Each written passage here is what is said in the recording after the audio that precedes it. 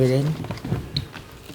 Almighty God, we humbly beseech thee to bless this council and all who are engaged in the work of local government. Grant that they may order all things in wisdom, righteousness, and peace to the honor of thy name and the good of thy people who dwell in this city. Amen.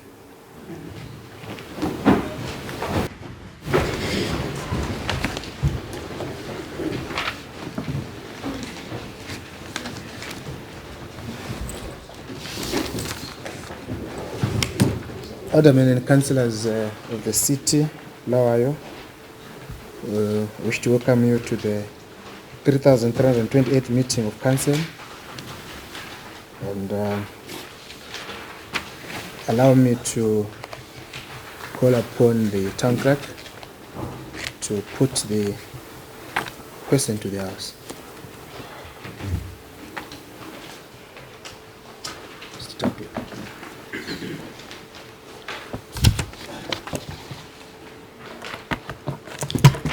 Thank you, Worship, Aldermen and Councillors of the City of Bulawayo, esteemed stakeholders, management and staff.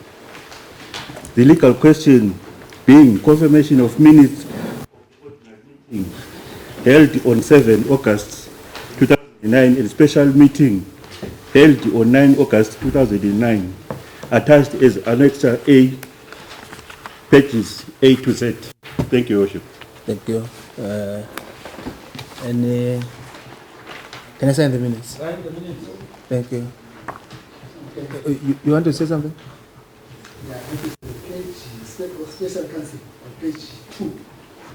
Whereby it's found minutes. Page 2. Yeah. And then I will check this planning. Is it not the for 5 minutes?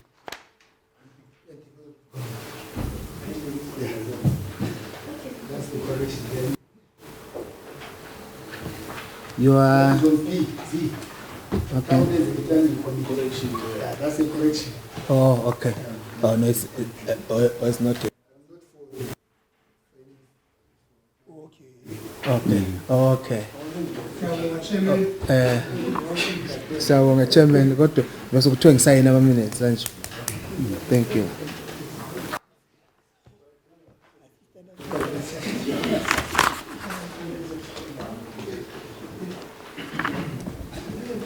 Right, I see any go Annexure B. Annexure B. Annexure B.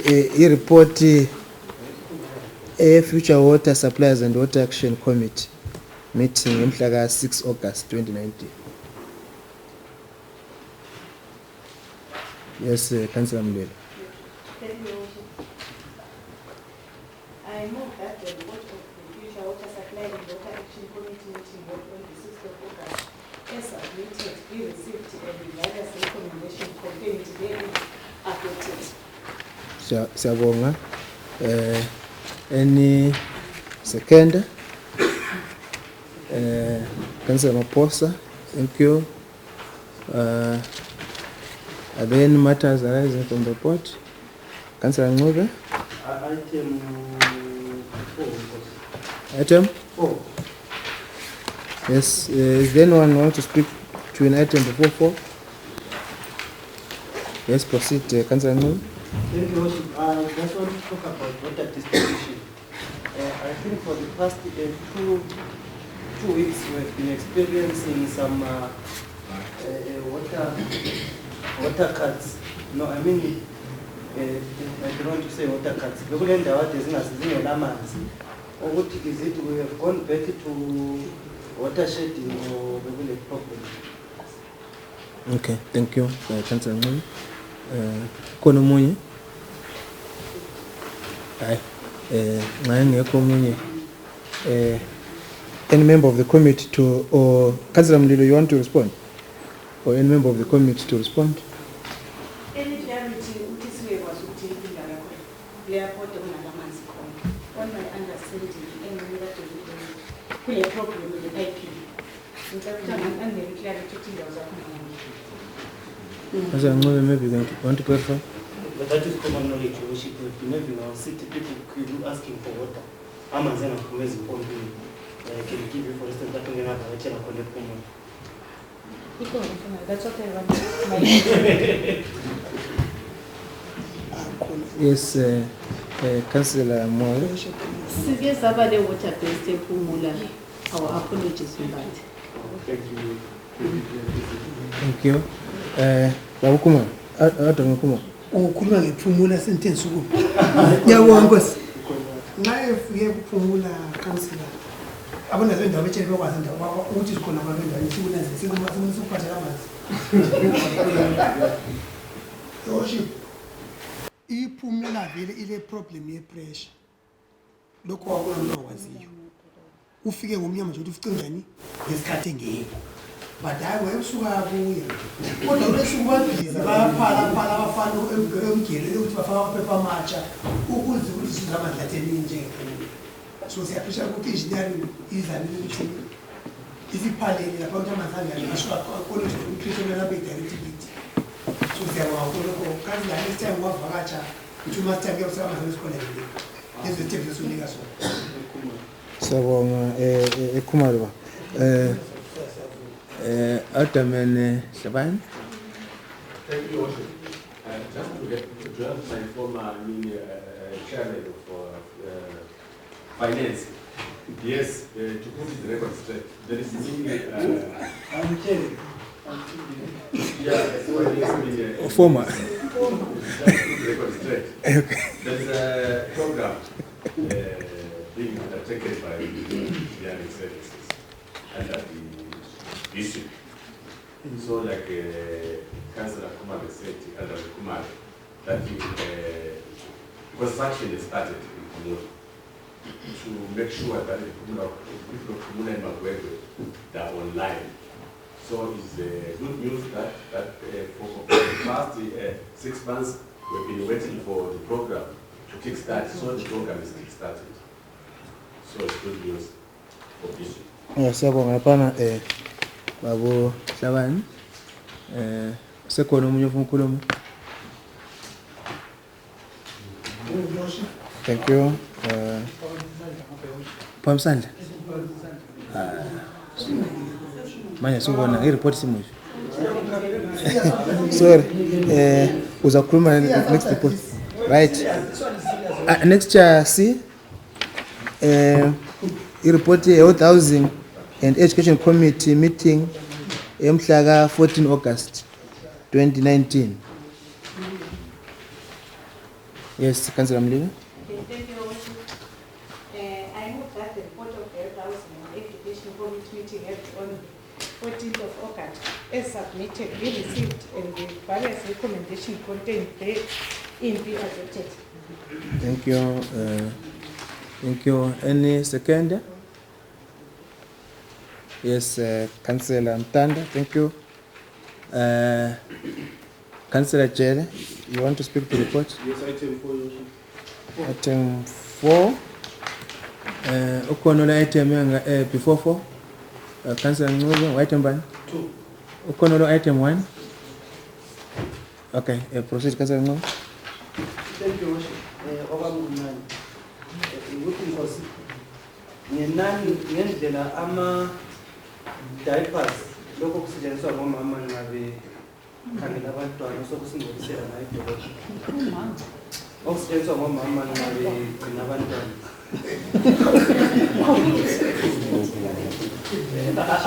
Angifuni ukuthi ipampers because ipampers ususinge one point.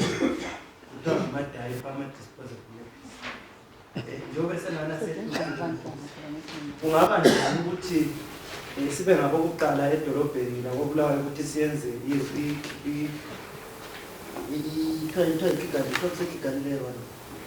ukuthi nje senze umthetho nje wokubhana and just propose ngoba ayasingcolisa ila kakhulu idolobho lethu ngoba siyabe sesile problem ngako ukuthi omama bethu senyanya abantu ababo kangaka ukuthi sebesehluleka ukuthi bethenga amanephi bewawathi ngoba Nkosi singareveta back to ukusebenzisa amanephi lana ewatshwa omama bethu bekompiti bewachaye phandle kubuya beliva brothers bebakompite kontatshempe wakhe bese bawinisa amasefu ngokwawatsha lana ngesikhathi sethina sisakhula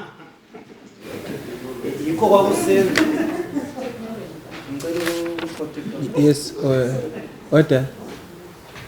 Kwakupromota Nkosi abantu ababenamashifti maybe mathathu emelini ngalo ukuthi beproduce ama-nappies kubuye that's creating employment kubuye ku-create employment lapho kuzadistributwa khona okuzathengiselwa khona ama-nappies lana kwakusinceda nje ngobulawayo ngoba imele indawo isiphathwa kwama-companies ayiqhatha abantu abaningi ukwenza ukuthi abantu bebhadala ama-rates ngapha kufinance sithole imali so mina ngibona ngani Nkosi njengoba kungani kunzima ukuthi abantu bakithi bekuzwisisa ukuthi idayipha ungalisebenzisa kule ndlela yokulilondoloza ngokuhamba kwesikhathi Nkosi ngicela indlela ngomunye umnyaka ingivumele siyenze isinqumo sokuthi koBulawayo hatshi yiplastic idayipha lapha edolobheni akuvunyelwa ngibona ngani idolobho lethu lingahlanzeka silondoloze i-environment.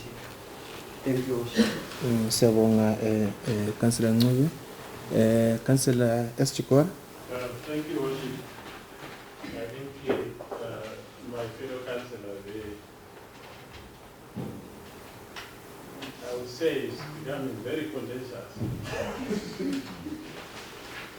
Yes, to go back to Medin and the nappies that we used then. I'm looking at, I'm giving as an example my age. I can confirm, though at that age I was very young, that we didn't use some diapers now. But to go back to that era, I think we will be resisted as much as the women are resisting to properly dispose diapers. So I think as a city alone, it will be very difficult to come up with a bylaw that says Bulawayo is stopping or using our diapers.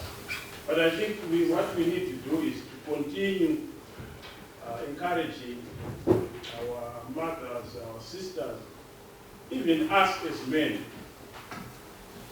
There's nothing wrong as a man. You can dispose that if you know the best way of disposal.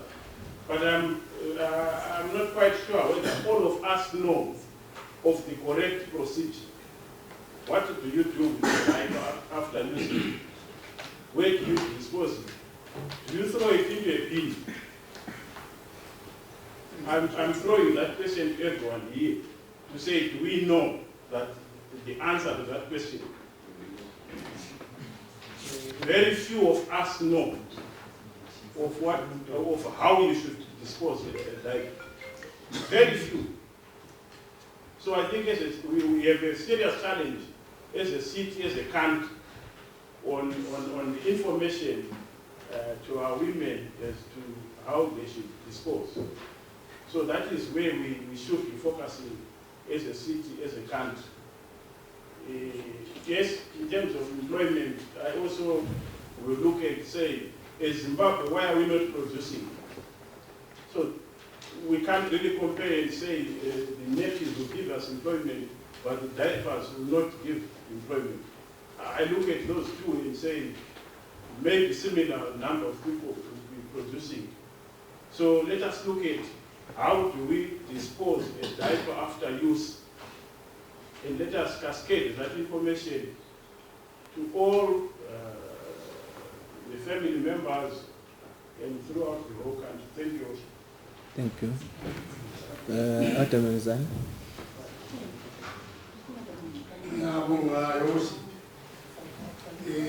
I'm sure the councillor raised a very worrying issue, but he only left out to say it's not only children who are using this. I'm sure even those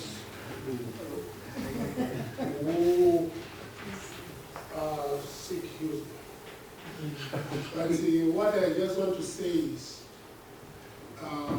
he mentioned what River Brothers used to do, what all about advertising, there were promotions.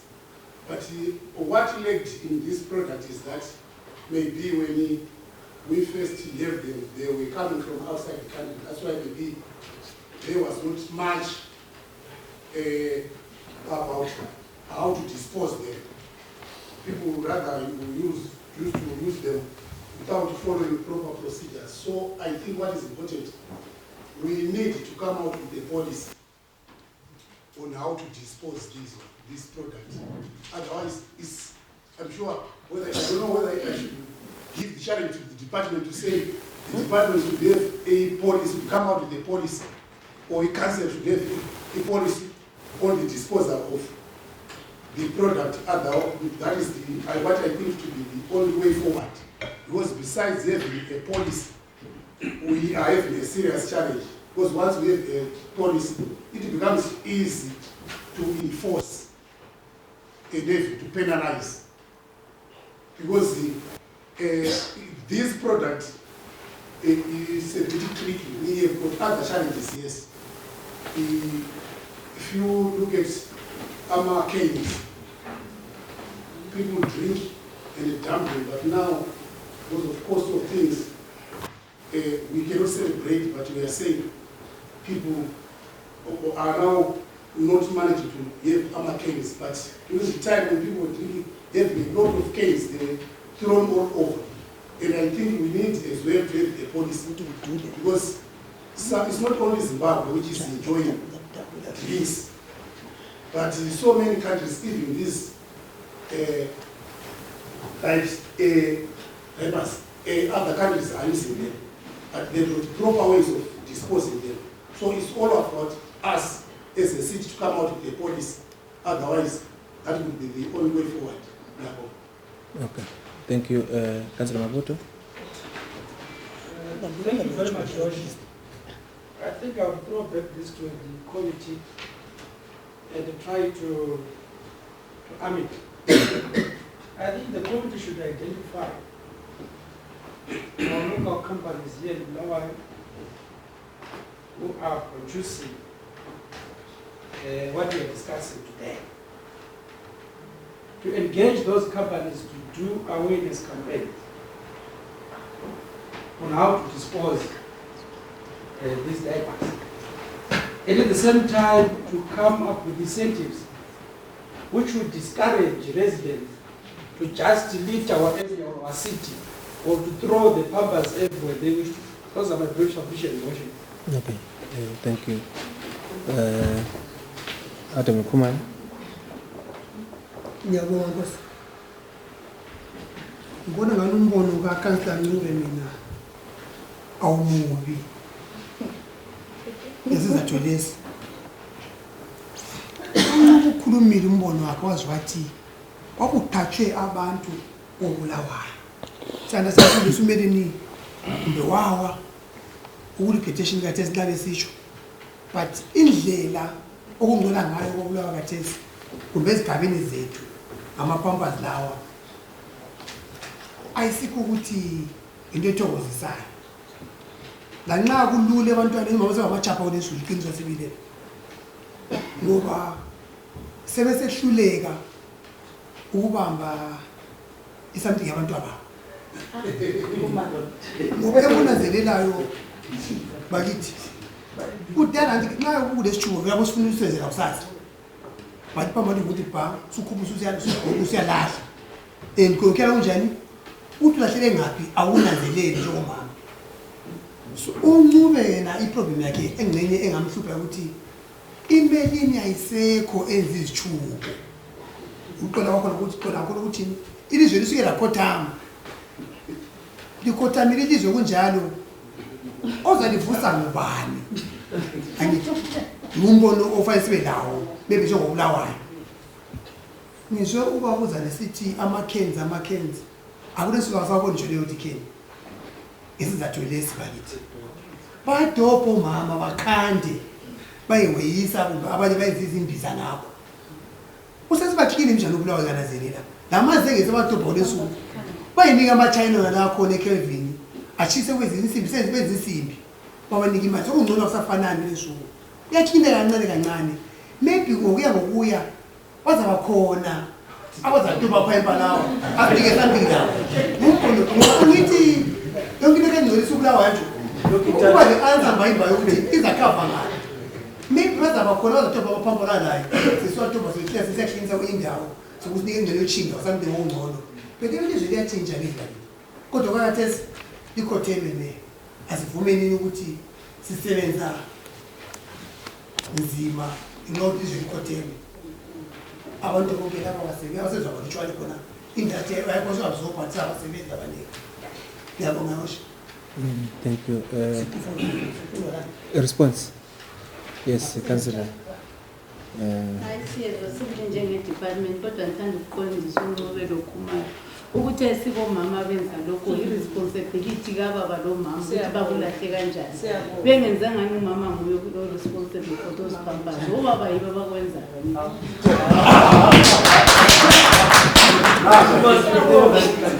Okay, thank you. Manasizwa Adam Levin lapha. Yes, Adam Levin. Thank you, worship.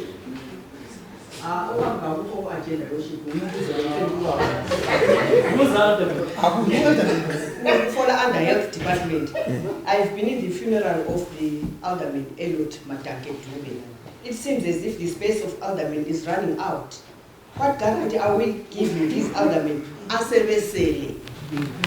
They will be buried in their nearest loving burial area, Lady Stanley. Then obviously, what's going on in CITEZW?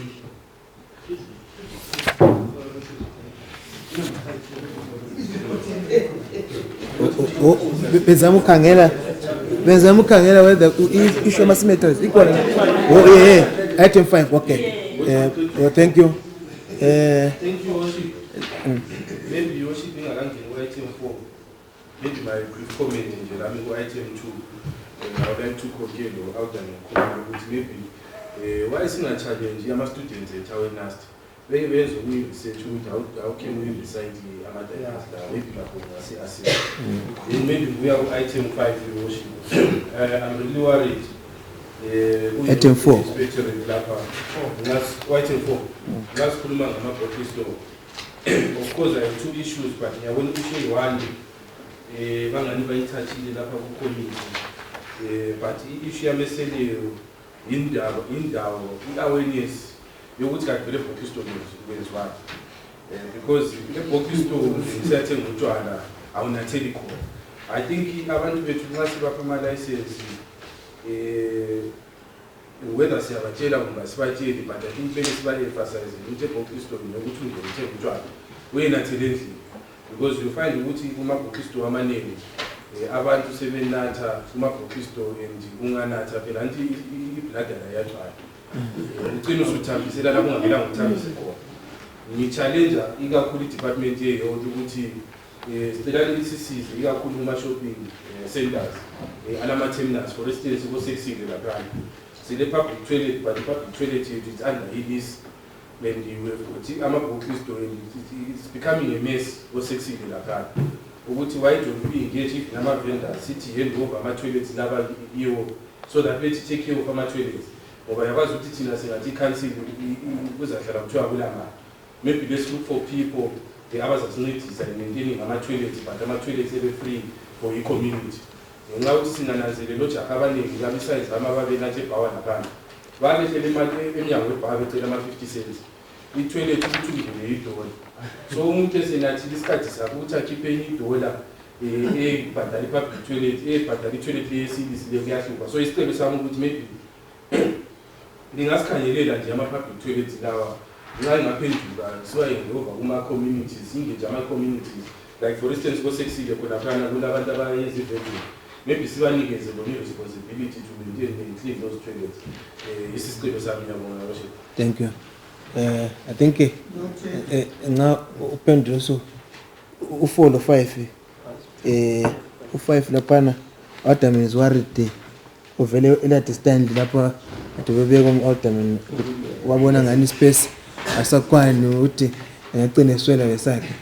So what is the position of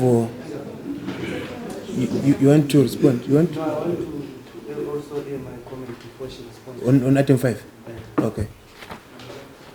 Thank you, Worship. Sirusizinto ukuthi silahlekelwe ngu-ultimate umuntu owaseva idolobho for 17 years, meaning to say 17 years ebuya lapha emhlanganweni onjengawona ubuhlungu. Nami sibili ngikhathazekile ngokuthi kungani kuyatshabalala ngoba lama kosuku ngaki ngingabanga ngu-ultimate. Kodwa hayi mina kangikhathazekanga kangako ngoba ezwane itsholo kuseduze ukuthi ngadlula niyakwanisa ukuthi jump njengeshiye zibaye independent. I think the problem is Mayor, we need to revisit our policy of according abantu status sokungcwatshwa ele-distance. Kudala kwakungani kuyethusa wawuzophume kunyoziphepha umngcwabo ele-distance ukuthi ubani ungcwatshwa ele-distance. Kodwa khathesi ngiyakwazi ukuthi sile process yokuthi kulabantu esibhala izincwadi ukhangele kwenzeni. Kodwa sokungani sokufuna ukuyehlisa indawo lena ngoba that's a very special place that honors our people. I think we need to revisit that. What I'm simply trying to say ukuthi I think sesingani sesifuna ukuba lusi ngoba onko chicken chicken besengcwabele distance besengcwabele distance nomuntu wayebisela legwava besengcwabele distance akusela that asibiseleni status ele-distance ngoba indawo lani yatshabala sibili umama ulubindungane uyethuka ngokuza hlala iminyaka emide sibile ngalo kanti kusiyafika iminyaka yakhe setshabaleni. So mina I'm simply saying we need to relook into policy that accord i-status abantu ukuthi baye le-distance ngoba kudala kwakuze kuphume newspaper ukuthi ubani ungcwatshwe le-distance. Khathesi bengibona namanye amabizo babhana esingakaze sikwazi ukuthi ngawani lokudala bangikhona umuntu wangikhona vele. So I think we need to look into that. Okay. Is that a response? A response? Contribution? On the same item? Yes. Okay. Okay. Proceed. How far is the council gone on Ubisa Uchinama cremation? The last time I checked, say also debate. So what's the position of the council? Singathi akagela these days wobulawa bakithi i-transport yokuhambe emangcwabeni ngathi into effect abantu abaningi njalo singakhangela amangcwaba yethu abaningi ngathi sefuna ukugcwala and indawo ese-reserve esikhona khathesi kule ematshu. So kungaba kuyinto enhle especially ebantwini babulawa ukuthi umshina lwana ubuye as soon as possible. Okay, thank you. Item, same item. Okay, Councillor Mabuto. Yeah, still on the cemetery there. I just want to compare with Councillor Nuri on the issue of the according to my understanding, that place is of great importance. It is actually reserved for people who have served the city in a mighty dynamic way. But since the space is running out, I understand there is a place where maybe, because most of other people have been taken there, among senior citizens also, which maybe shifted. But I understand there is a place specifically reserved for senior citizens. So that is agreement. Okumhlaba khona kosokusele khona phana e-Stand kwenzela ukuthi omama ulibindi lathi siyethola indawo nxa singadlula kulo mhlaba yakho. Okay, thank you. Is that contribution? Yeah. Okay.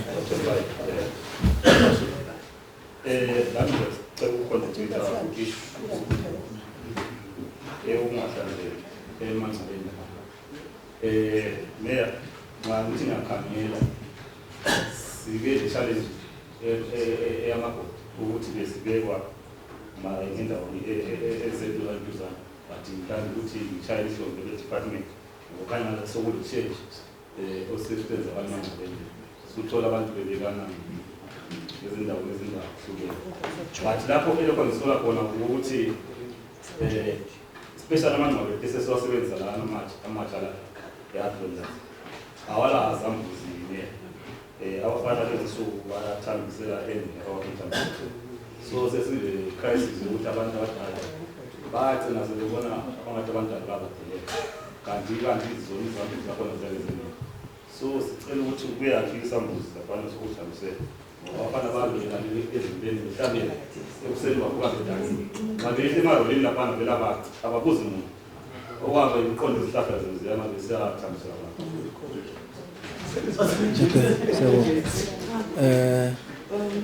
Manini isema item yonke abantu ukukhuluma ngcwaba yonke different things mani sivumele ba respond right to this one then item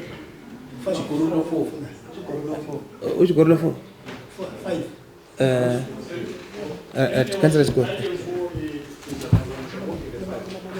Before I just want to make a comment about Jambo to slow down. I think as a council we don't go around patrolling which are therapy. That is point number one. Number two, I was going to encourage the council to maybe let us slow down on issuing our permits our to store and go for our sports bars that can put toilets inside. I think that can give us a peace in the city. Liyawazi ukuthi i-bottle store yahambe yethenga and abakuniki open ukuthi uvule phakathi showing ukuthi ihambe nata lapho kunjani okuvunyelwa khona and abantu bayabewazi ukuthi i-therapy iza kukhopha public drinking pan plus messing around pan. So really it's not a council duty to maintain order and make sure that people don't urinate outside. Kuma cemeteries, cremation really, I don't see it becoming an answer as for now. For the past 6 years that I've been a councillor, on average, it's about 12 per month. You can check those records, about 12 to 15, not more than that. People who opt for cremation. So it is really not a solution. But it's not going to slow down on this space. This is for now. Let it stand there. I think we can declare any other site. That's how I take it. It's not really Lapa according to how I take it. As long as it is designated for senior citizens and people that have occupied high offices and those that have contributed, I think the criteria is already there. So somehow I blame us Lapa as council. It says which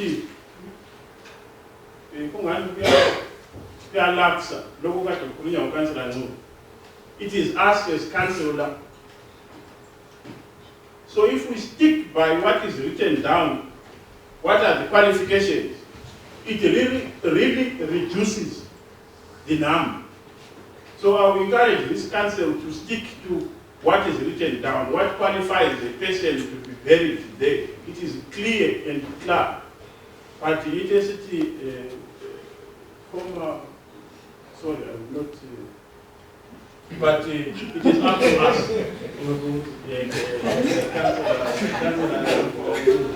Thank you. Thank you. Former chair. Councillor Jane Love.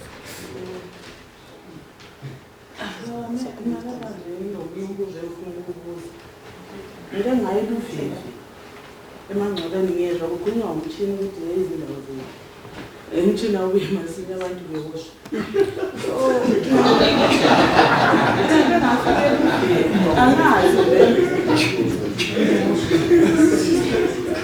angazi beni ngicela ukubuza uza ngifikele iveve ngayo. Ngaphuma laphana egangeni la ngifuna emangcwabeni phakathi. Ngafica lapho kugejwa khona i-pitsent. Pitsent liyanenhle sibile ukuthi la mizapho sothi ngandezona. Ngiyambona abantu bethaphula. Mina ngicela ukubuza ukuthi bayabhadala yini abantu laba. Ngoba yes, hayi eceleni suza emangcwabeni. Kule ndawo ene-pitsent enhle kakhulu kodwa ngimangela omunye njengoba nganomunye umphendula wathi bona kuthiwa kuyabhadala. Kubhadalwa njani njengoba ngafica amaroli amabili khona phansi abafana labastese sisethabe bathi lingahambele emgwaqweni ngoba nxa sesibona amarende lapha sizagijima kakhulu. Mina ngicela ukubuza ukuthi akungeke le plan yini nxa kukuthi indawo leyani yavunyelwa ukuthi abantu begebhe ipitseni abangahlala papa bebebhadalisa amaroli lana sizuza ngoba na yindawo enkulu angikwazi mbele yakwazi. Ngibona ngani sibili laphana nxa kungukuthi liyayekela ukuthi bekhonga uthatha abamaroli. Kunzima. Ngoba nambona ngani indawo sibe singazuza inkalakatha imali yePitseni. Okay, thank you. Chairperson benkhangela i-protection of townlands. I think ikhona somewhere uzaphendula ngafika kona.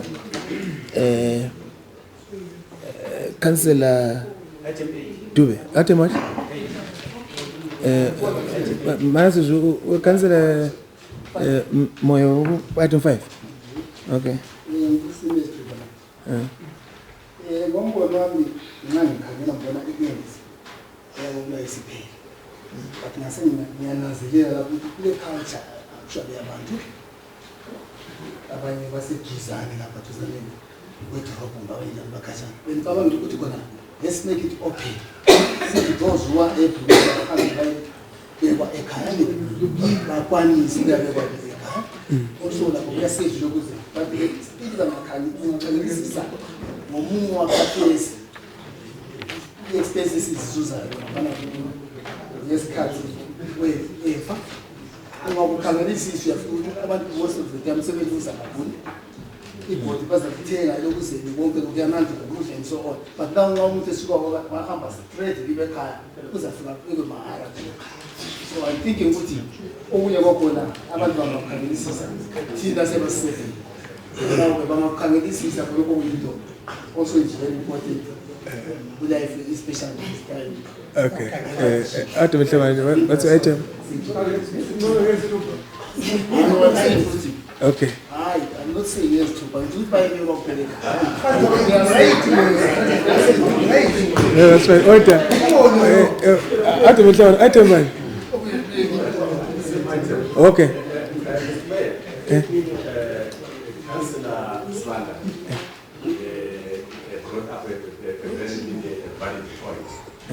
It has been quite some time now.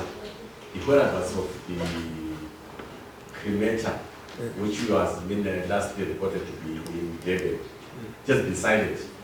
I think the councillors needed to know the whereabouts of that machine. That's very valid. But over and above, let's not talk about meaning which happened via chief. Don't forget which Slav, Umakiran, the Yund in the Hindu community is like a service which is of traditional. So, can't you to my councillors everywhere, which in China and one, yes, this is very important. We need to know the whereabouts of that cremator. So, we are urging the community. Which is the follow-up, we report, which is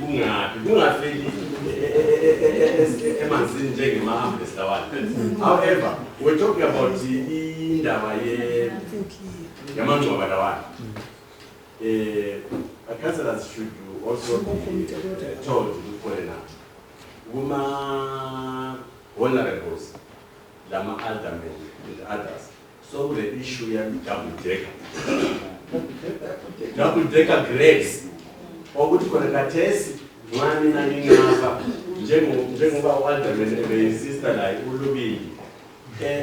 Kule provision ukuthi mina nxa ngifile hantu lo mama sifakwe together under one roof. So much better to go from Kalambani.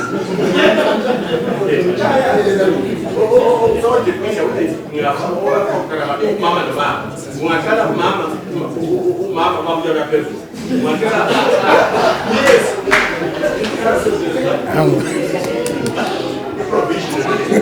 So now is like Order. Mina ngahamba lokho udifference kwa Kalambani.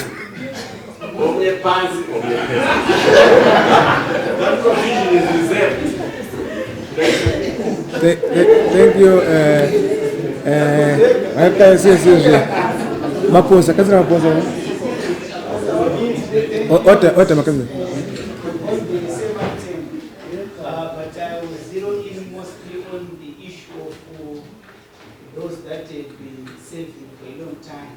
But I spoke about that with the saves today. Kungaba njani Nkosi ukuthi njengoba seseve kakhulu and a man of that we recognize and contributed much to the city. Siliyazi nje le government with our provision will stay Kalambani.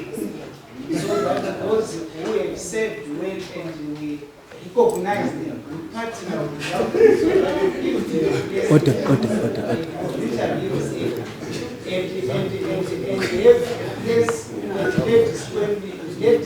Standing for those men, we have contributed less. Councillor Ngubelo, Councillor J. Zakuru. Those are my submissions. Thank you. Out and then Councillor Rose. Ngiyabonga your worship. Uyabona ukuthi aldaminano esivela mbeka namhlanje umngakhe wagubha. So ayithe khona na njengoba umngakhe ebhebhi. Bazagebha khona pha bamfake on top but abazange bakwenze bamnike kwenye indawo. Uyena lo esivela mbeka uEliot. Madake. Umngakhe khona pha bawuthiwa khona na uzagebha phezulu komngakhe. Afake khona pha kodwa azange kwenze uphiwe kwenye indawo. Then your worship ngifuna ukuphendula ukansila uJaba mayelana ngama-toilet laphana eLokuzana e-Athlone. Ngibona ngathi i-council yahlala phansi lo-Nyaradzi ukuthi uNyaradzi uzabe provide ama-toilet. But nowadays kasakwenza uNyaradzi angikwazi ubeni sewahayisa. Kube njalo sokuhamba njani angazi. Thank you. Sometimes, not always. Thank you. Councillor Rose. I think your worship has done. I think, as a council, I think we need to be very conclusive on items where we see what is the deficiencies. I think we've spoken about issue markets, right? And which God asked, which do we know how to dispose of those? No one has answered that. So my challenge to the community is to say, do we have a policy? Do we know how to dispose of these?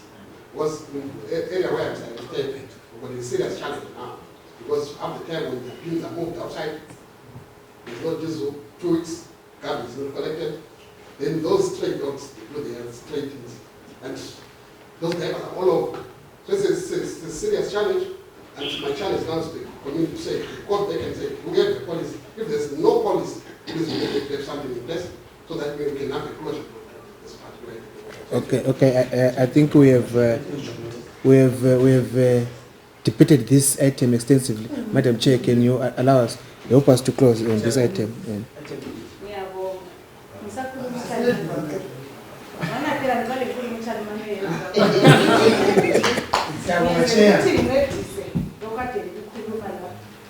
Ukuthi sizwike konke isinathethi okweledi space lokana sizazama ukuthi ngakwezinye indawo senior citizens bonke khona okhayana I think abaneveleli abazanti bayibhalisa abantu makhansela ukuthi ibhalile abantu abanjani shelathi ningangikhathalezi njengochair ukhansela niyobhala incwadi sithi umuntu lwana usenior ngani ngoba lina inabalitshelayo emawadini ukuthi umuntu lo usenior ukuthi wasebenzela uBulawayo so anti inebhala sicela ukuthi singabhalini amandla wenze ispace mina ngathesa besingabaza okunye futhi engizakukhuluma okunye umama ngeprotection section of land ngale eLuvele. I know iLuvele endala khuluma ngalo, but it's not under my committee. It's for environment. When the chairperson environment ngakwanisa ukuthi ngincedise mbijana kodwa uzasiphendula. Lokho ayisikho kwami ngokwenvironment mama. Ukwenzela ukuthi khona imizamo. Alright, chairperson environment uzasiphendulela isikhathi sakhe singafika. Mina ke ngapha ukuncedisa kube ukuthi sizazama ukuthi sithi bona abantu bakhona vele bekhansila abasebenza bekhangela into zezinhlabathi lezobusuku. Nomnye nhlanganela izolo egijima kabuhlungu nje esimisiqhube esinzima. Esithi ubalekela ama-ranger ngoba dethatha inhlabathi ngaphinga behambe eqoqe efuqisikaneni. Ama-ranger azakukhangela kodwa uchairperson environment ngibona ngani uzangezela la mina isokomiti yakhe ngiyabona. Thank you. I think thank you.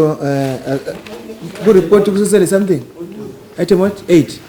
Oh, okay.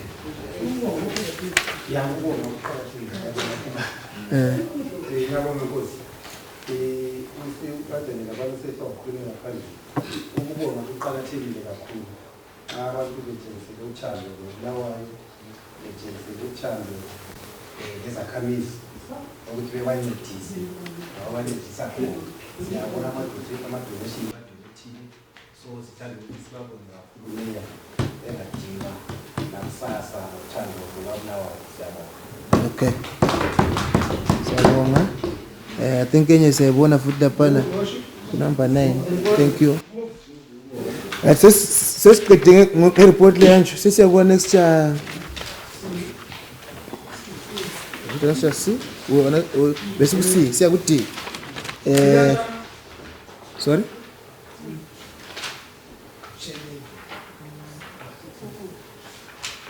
Yakhuluma.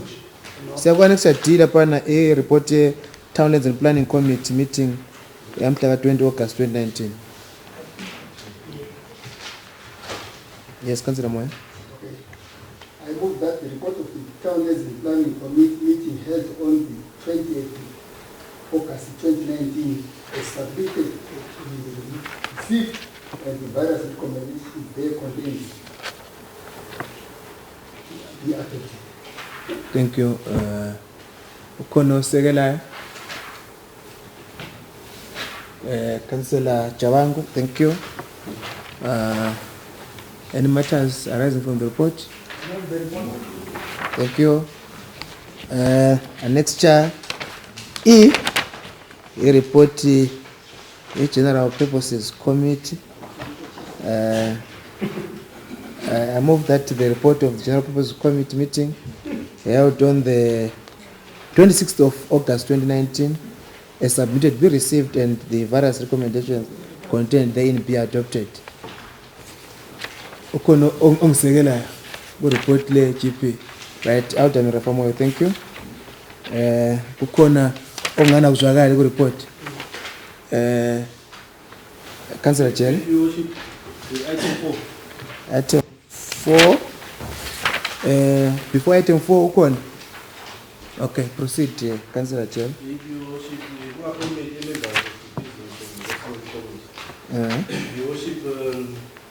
Number the report today, worship, I understand that today it list AIS initial management, Wakichwa, government, committee. Worship in the level vacancy, which sometimes management always to get commission. So, my proposal, the worship, let's go back and look at that list, Mississippi, where I believe what we already two, let's say we want it. So, my recommendation is that the initial list here, okay. I just want to second what said.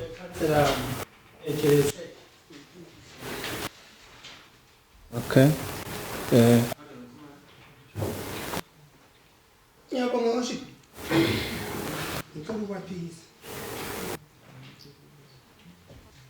Ngicela ukwaphisa Nkosi ukuthi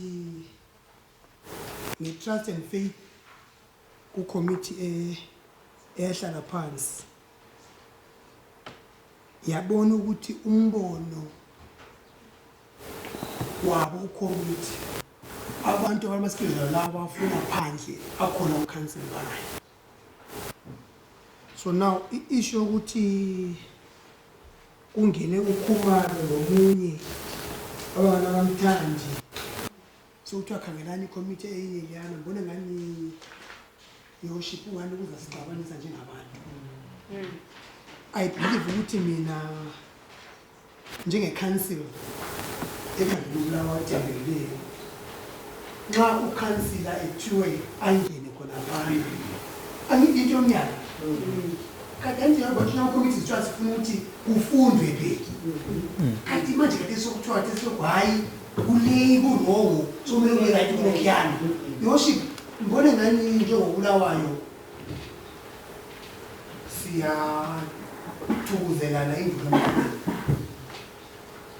ngoba umbono wekomiti ungamhlungu omunye wathi kuthiwa thina committees anithi kwathiwa no wapashwa ngaphi kukhansili, that's the police anithi now asazi na icommittee of peace ikhethu icommittee naliyakhe okuthileyo ukuthile banominatile ngoba ngendlela engibona ngangibona ngani kulongagqibi kuhle lapho ingazagqibi kuhle asazi ukuthi wazi ukuphume ngathi ukubuyela emuva ekhethwa kutshalile bona wazakhethwa zathi asiphumela abanye zawusebenza nzima ngoba kunjani sokuvele sokumakwani so siyenza njalo yoshipa amakhansela lapho wonke amawadi wonke one and yonke they deserve ukuthi kanjani babe khona khonapha osokubela thize bemoda lomunye ngubani so kusithi okunye sometimes umuntu uyampika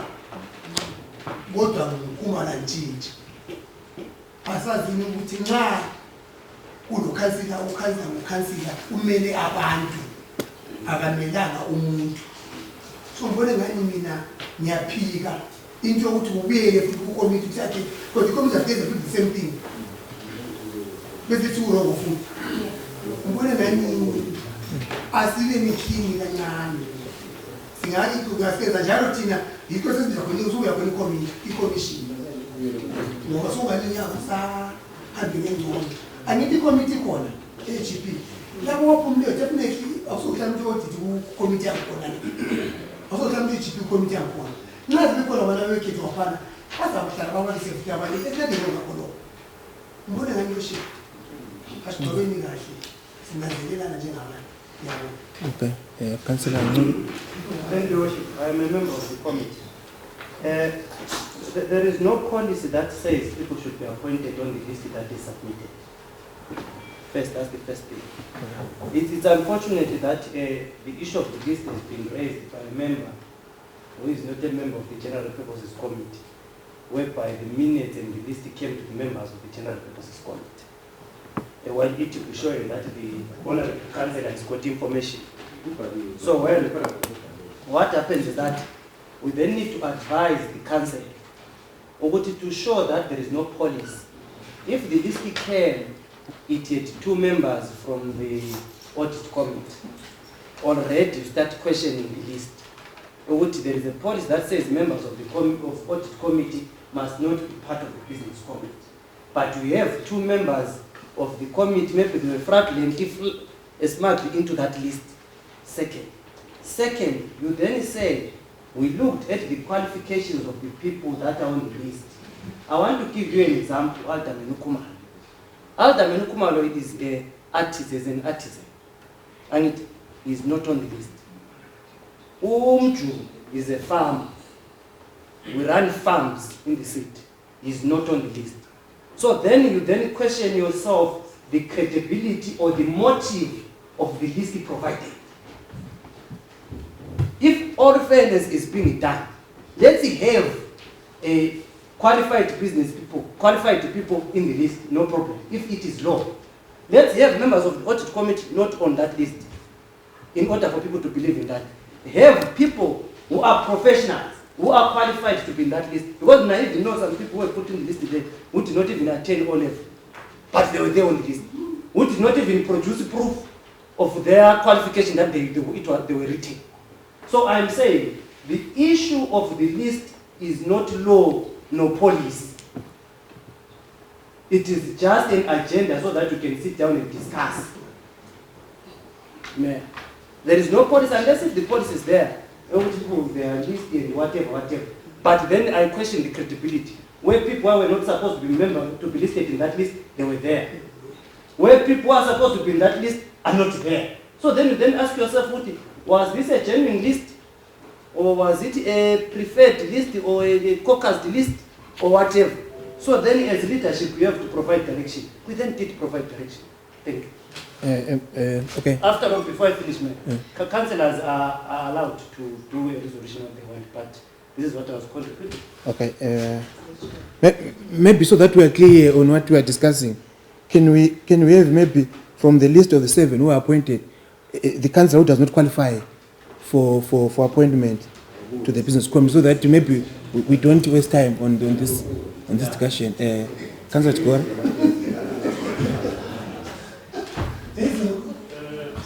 Worship, it is not policy like one is saying. But when we came in, we also were so into customs and norms. A business committee always we get names that are recommended on qualifications. That has always been the case on qualifications.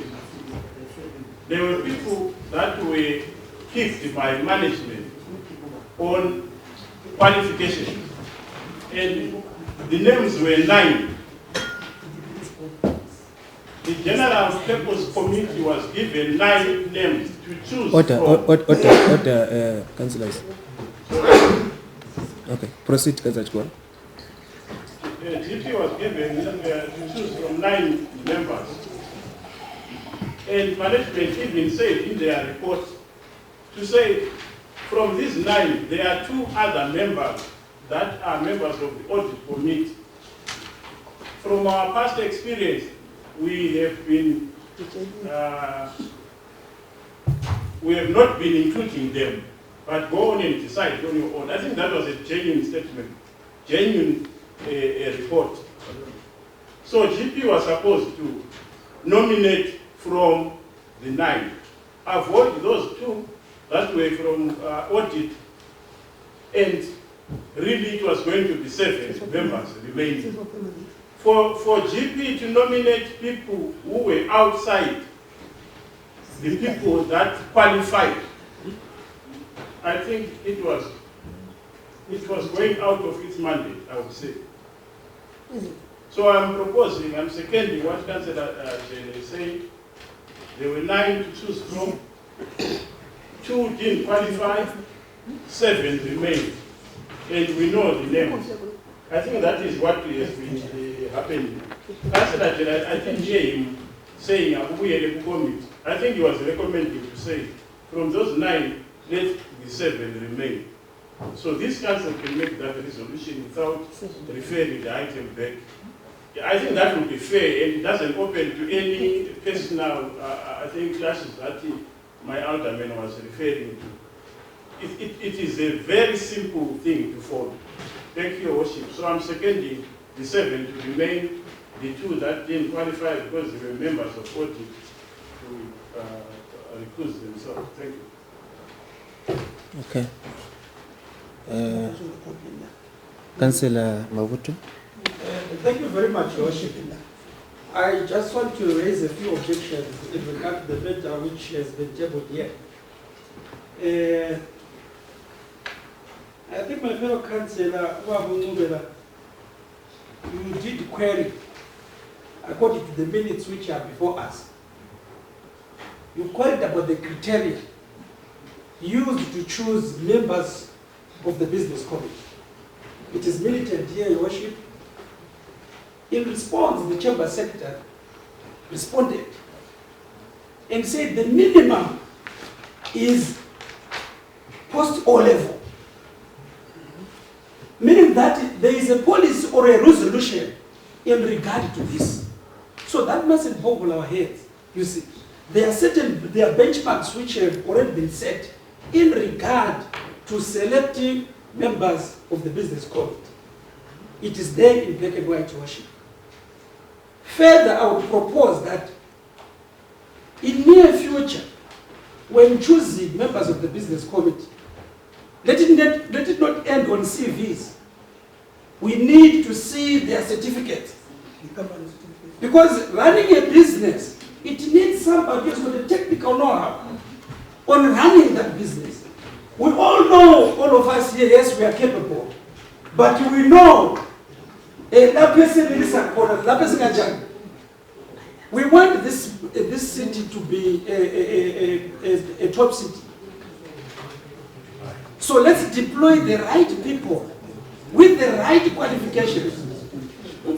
I'm sorry, I may sound a little bit, but we're talking about the business of Bulawayo. We need people with the qualifications to run the city of Bulawayo's business entities. Whether you are my friend or you are not my friend, no, we don't select people just on friendship. There are no hard feelings in regard to what I was actually hearing here. But let's stick to that. If we want to take Bulawayo to another level, and let's deploy the right people, the right brains. Not that the councillors are not educated, no. But let's deploy the right brains in that committee. I thank you, Worship. Okay. Maybe while you're still on the floor, maybe I need to understand something. Is your argument that, is it that you are saying the committee was bound by the 9 names submitted by management to it, to consider from that pool alone, or you are saying it had latitude to appoint whoever they thought is skilled? Thank you very much, Your Worship, for such a wonderful question. May I respond like this? When we took oath of office in this chamber, Your Worship, we were asked, Your Worship, after that, some weeks after, to submit our CVs to the Chamber Secretary's Department. Every councillor had to submit his CV. And my understanding, Your Worship, is that those CVs were going to assist the relevant department in choosing the correct people to be tabled before council to consider, or to like it's a pool of people who will be tabled, so that the GP or the whatever would appoint based on those names with the proper CVs. That's number one. Secondly, I'm not saying, Your Worship, if these people are appointed outside this, Your Worship, they've got those minimum qualifications which are here, which have been stated at minimum is 5 levels. I have no problem with it. Okay. But it would be the breach, Your Worship, of council laws or set laws here to appoint somebody who doesn't have those minimum qualifications, whether it's on the list or outside the list. Those are my brief submissions, Your Worship. Okay. Okay. Maybe then the last one. Are you saying amongst these 7 elected, appointed, there's a councillor who does not have a post-O-level qualification? No, Your Worship. Get me right, Your Worship. Get me right, Your Worship. Who has a post-O-level? I did not say that. Okay. We want transparency as a city. We want transparency. Okay. I think I did a table here that as councillors, let it not end on CVs. I can fool you on my CV. That I've got this and this. Yet I don't possess those qualifications. Nyeka business ya Bulawayo sicine sesizwe commission sesifondile. Lokuthi sethi yokufollow ama procedures e business or certificate sesikangile futhi. Okay. So I'm not saying there is no qualification who doesn't qualify, but in near future as we progress, let's have these original copies certified to the Chamber Secretary's Department so that they will be in the file. Okay, maybe let me get assistance from members of the GP. I'm a member of this committee. Ngezabutsho kaThesini. Ngeke ncane nje ilizwi ukuthi abantu labana bazibafakela phandle bafakwa ngezikolo zabo. I think kukilira ukuthi singatholi siyitshayenza ngomphini sifihla. Abantu bafaka ngama-qualifications abo, kwakubhala ibizo likaRodinjele, wafakwa nesikolo sakhe, idiploma yakhe kumbe ini yakhe khona phandle. Asingakhonga ukugemba izinto ezinezasichithela isikhathi la. Abantu bafakwa ngokufunda kwabo, kwathwala abana abanguthula, abana abaku-audit sathi bakhutshwa nti kwasala abangu-7. So kuna abangu-7 angazi mina ngizothi ngithini. Kodwa thina esikwazi ukuthi abantu bafakwa kwesikolo. Thank you. Adam and Rafa.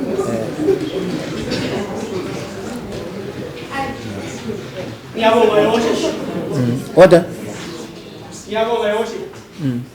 Before I contribute, I just want to remind the House, from a committee, what we recommend is up to those who doesn't sit in that committee to debate and come out with a resolution which we are going to accept. Not in a GP, local debate. I don't think we will necessarily debate for the test. Labo wabengekho balelungelo kathesi ukuthi wa finalize thina sathi debate ngakho amaphutha ngasayenza not now to cover them. Ngiyabonga yoshi. Let the House now, not the GP, take a leading role, not the GP to take a leading role on an item which they have done. I worship Makatalas, Tibetanine,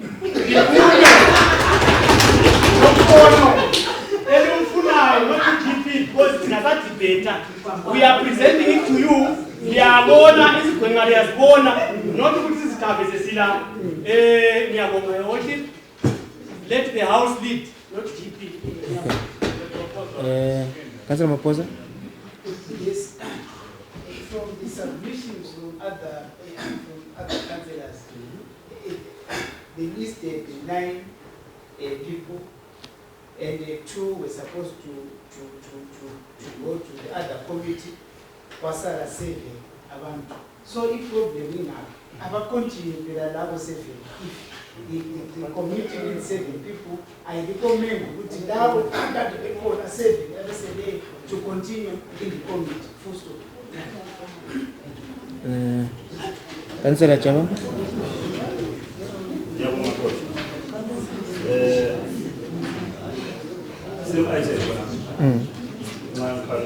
I was directed to the name of the business committee. It was in the city. My committee is the same view. I think as a man, with Bulawayo committee. I want 7. Ottoman.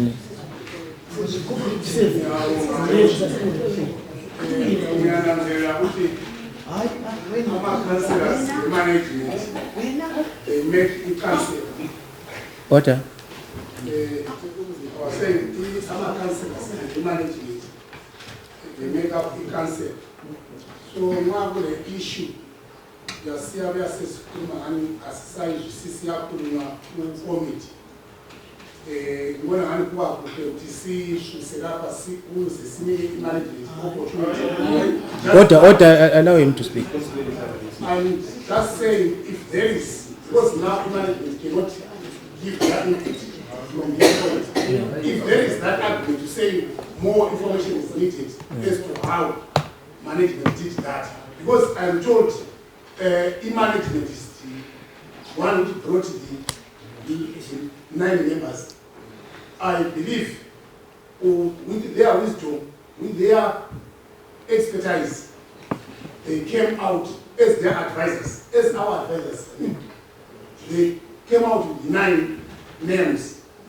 And I'm getting that it was advised, and it's mentioned that if the management realized that there were 2 names which were removed because they were in the committee, which is proper, then the 7, if those 7 remained, if they are the 7, but if there are issues which councillors need to be explained, I'm simply saying, for us to move together with management, but there is need for them, if we feel that we need their input to clarify why those names were put there, probably will take it there. But if we understand, if we know that we are working with management as our advisors, we can still move forward. Okay. Okay. Thank you. Councillor Mtanda. Thank you very much, Your Worship. Actually, when we were doing our committees, what we did, we just made our ticks in our committees and we gave it to our chamber secretary and her team. Now, actually, I'm a little bit surprised. So, if the staff bahlala phansi babona ukuthi the people abafanele ukuthi babe ku business committee are these people. Why now are we changing goalposts? Why did we change when we were doing our committees? Guys, let's not take as near as we are my personal suggestion is ukuthi, or my personal view is ukuthi, the people of the names or our councillors, which they came from the chamber secretary and her team, let's work with those ones. Our business committee, they will try next time. Thank you so much. No, listen, councillor.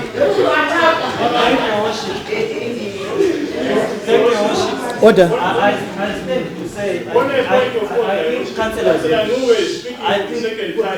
Okay, order. Okay, no, that's fine. That's fine. Okay. Order.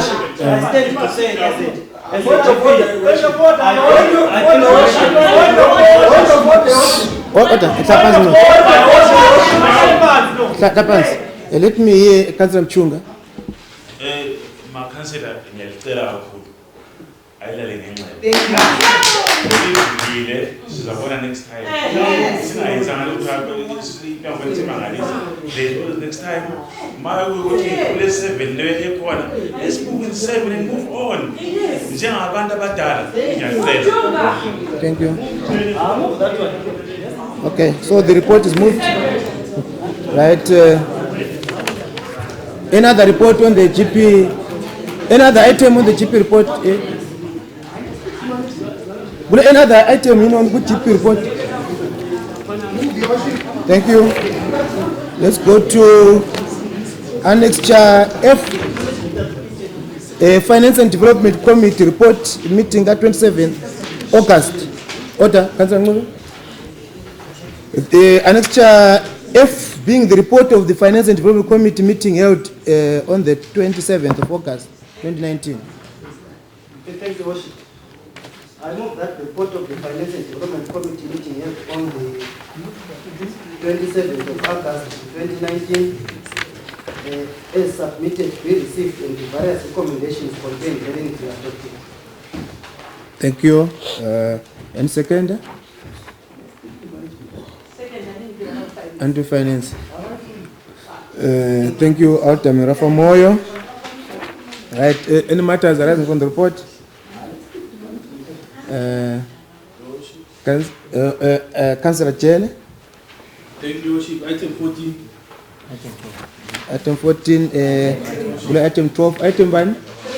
Item 3. Item. Right. Can you hear item 3? Councillor Moyo and Councillor and Adam Kumalo. Siyananzelela ukuthi khona isikhathi esikuso isikhathi esinzima. Nasi encourage ama-residents outside to pay ama-rate. Sibacela ukuthi babhadale izikweletu abanazo. Then nxa sebefika emahhovisini amakhulu okubhadala kuthiwa kufuneka half the amount of izikweletu abanazo. Kube nzima babisele lezi mali abanazo. Besicela ukuthi khona bamukelwe le mali zonezwa abalazo because this kuyobe kuphungula izikweletu. Bengathwaliswa nzima bavunyelwe ukwenzela i-payment plan.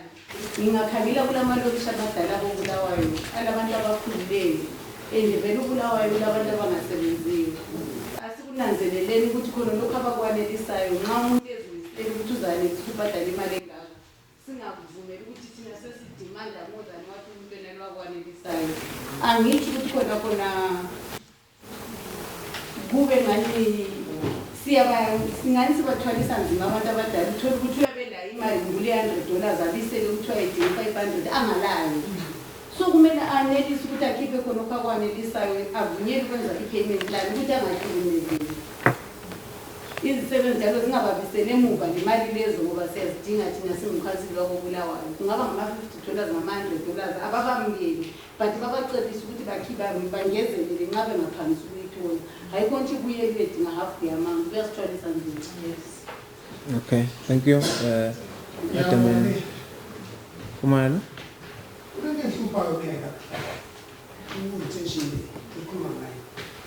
That's item. Okay.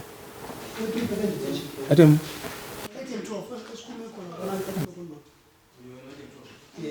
Ukono. Utri, okay. Councillor Mabutu. Thank you very much, Worship. I want to compare with Mamu Councillor Mamu Yorapan. I've noticed, Lord, your worship with concern, that sometimes it is us who affect our cash flows by turning these residents away. Because we need every cent from the residents to build our revenue flows. Even $1, we need to take it if a resident brings it. I'm happy because there's a circular which was circulated by the town clerk some days back, where he was actually, I think that is very reasonable, where he was actually saying, Sicela, laba abanezikweleti, and especially ndawo lapha sekhali ukuvala amanzi or lani elingafikela ukuthi livalele amanzi, and at least if you are owing council 1,000, which means you pay 10% of that, it's very reasonable, which is $100, and then make a payment plan. And secondly, I want to urge our fellow councillors to encourage, not discourage residents from paying. Because we have got a city to run. It should be, once I hear, maybe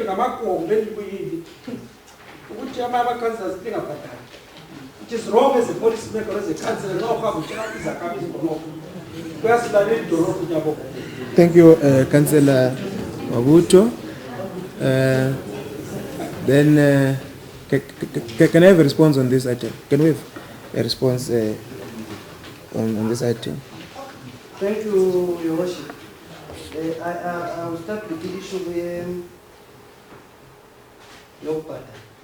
Uqakathekile bantu bakithi ukubhadala what is owed to uManisipala. I know councillors, you have been breathing fire when we moved in, starting to disconnect water, and it caused a noise in the city. But let me explain this thing. Akula muntu owathekela ukubhadala this month namu i-council yavuka kusasa siyambhalela amanzi. Abantu ade bevalelwa amanzi esikhathini esiningi ngabantu ade sebehlale bangani bayalibala okwesikhathi eside zenyanga ukuthi bebuye kwaManisipala. And kusebenzile kodwa ukungani siyabethusela babuyile bangani banjani bayaphosela noma engasabuya ngabona. It really helped to collect imali from ezakhamizi. So siyakhuthaza ukuthi kasikhulume nezakhamizi zethu ukuze izinga lokuvalelwa amanzi lingafiki, ngoba lathi asifisi ukuthi abantu bengabelana lamanzi. Kodwa amanzi angikhona phela afani la kithi eTsholotsho akhiwe damu. eTsholotsho khona sake sihambe ku-football siclear icanal akule damu. Nxa ungasabuyanga sasikuthonisisa ukuthi kanti indawo ungabuyanga. So yikho kumele sikukhuthaze izakhamizi zakithi. Indaba yokuthi izakhamizi ziyabiselwe emuva le mali ezithweleyo. Sike sathola ama-reports anjalo council. We cannot throw that away. Kuke kwenzakala. But sesikhulumile le-department lokukhokheli babo ukuthi hayi ngoba inkinga ade ikhona lokukhanya information ifika ku-department isuke futhi kuyephelela emuntwini onguye maybe senior cashier yini ema-housing offices. Ingasa translate to ama-cashier abasewindini. ngoba ukeshiya usebenza ngephepha obuye ulithwele lichiywe yilabo ababhala amanzi akithi ngoba iphepha liyabe libhaliwe ukuthi pay certain amount. So lwana umntwana ohleze umama lwana ohleze ethilini uyabe esebenza ngephepha liyana. So we have asked the department to educate bona abana abasemahundini ukuthi hayi umuntu engabuya kanti vele esikhathi esiningi khonapho nxa sebefika laphana uyabe sedlule ku-council, especially ama-councillors lawo alama-housing office, alama-offices abo ema-reduze nama-revenue. Esikhathini esiningi uyabe sedlule kuwe wona usumfakela ini isidingo. So we are working on ukuthi ama-cashiers ethu abe kwazi information naleyo yokuthi umuntu osedlule kubani ku-council. Kodwa ungapheleli khonapho besicela sibakhuthaze ukuthi usubuyile wenza i-payment plan zama ukunjani ukuyilandelela. We know we have been having abantu being detained even ngakuyami abantu bekwenzakala but into esisebenza yiyo. Ubuye ekhulunywe ngukhansela ukuthi kulamanye amakhansela athi abantu bengabhali. I just pray ukuthi kube i-political statement. Ngoba ngakulo khansela onjalo, he does not deserve to belong to this institution. He is not supposed to be here, neither motivated by the people. Ngoba he wants to see isigodlo senkosi siwela phansi. And so siyacela ukuthi hayi amakhansela asikhuthaze nanto ezibhadala. Hayi ngakwazi umni wethu ubesitsho isikhuthaza I pray ukuthi ube political statement ngoba kaba ingozi lokho. Okay. Thank you, Mr. Chairman.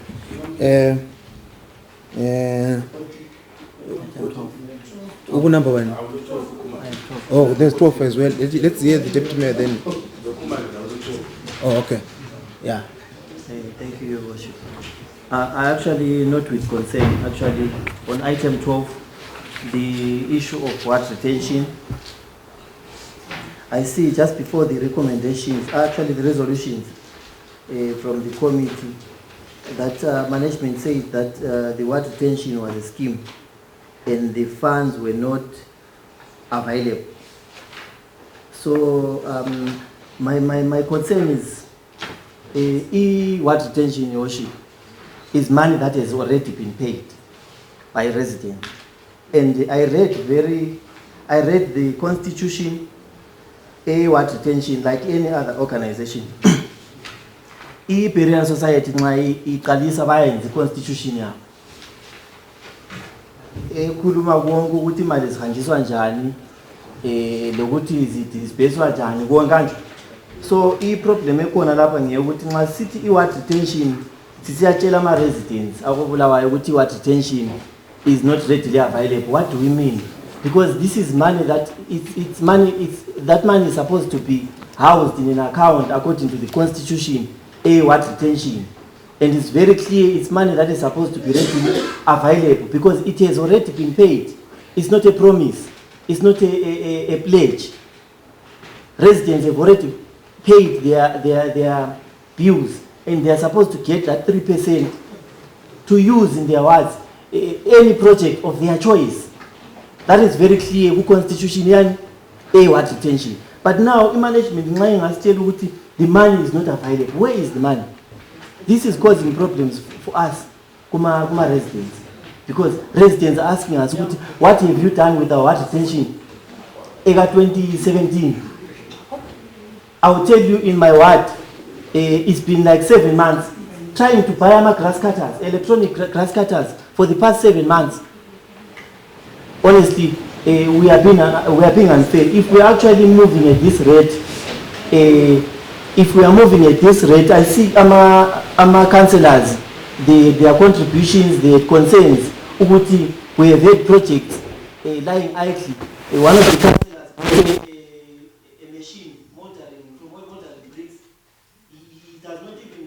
He doesn't have money to access it material to start using that machine.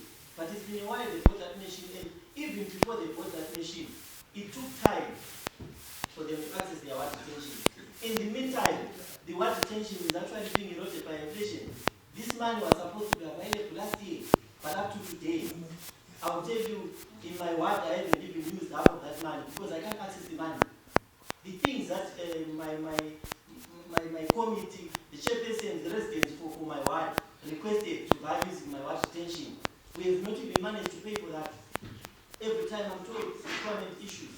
We are not part of procurement, but once we send a request, once we send a resolution from a residents association, we are expecting to see our residents, our requests. The constitution is very clear.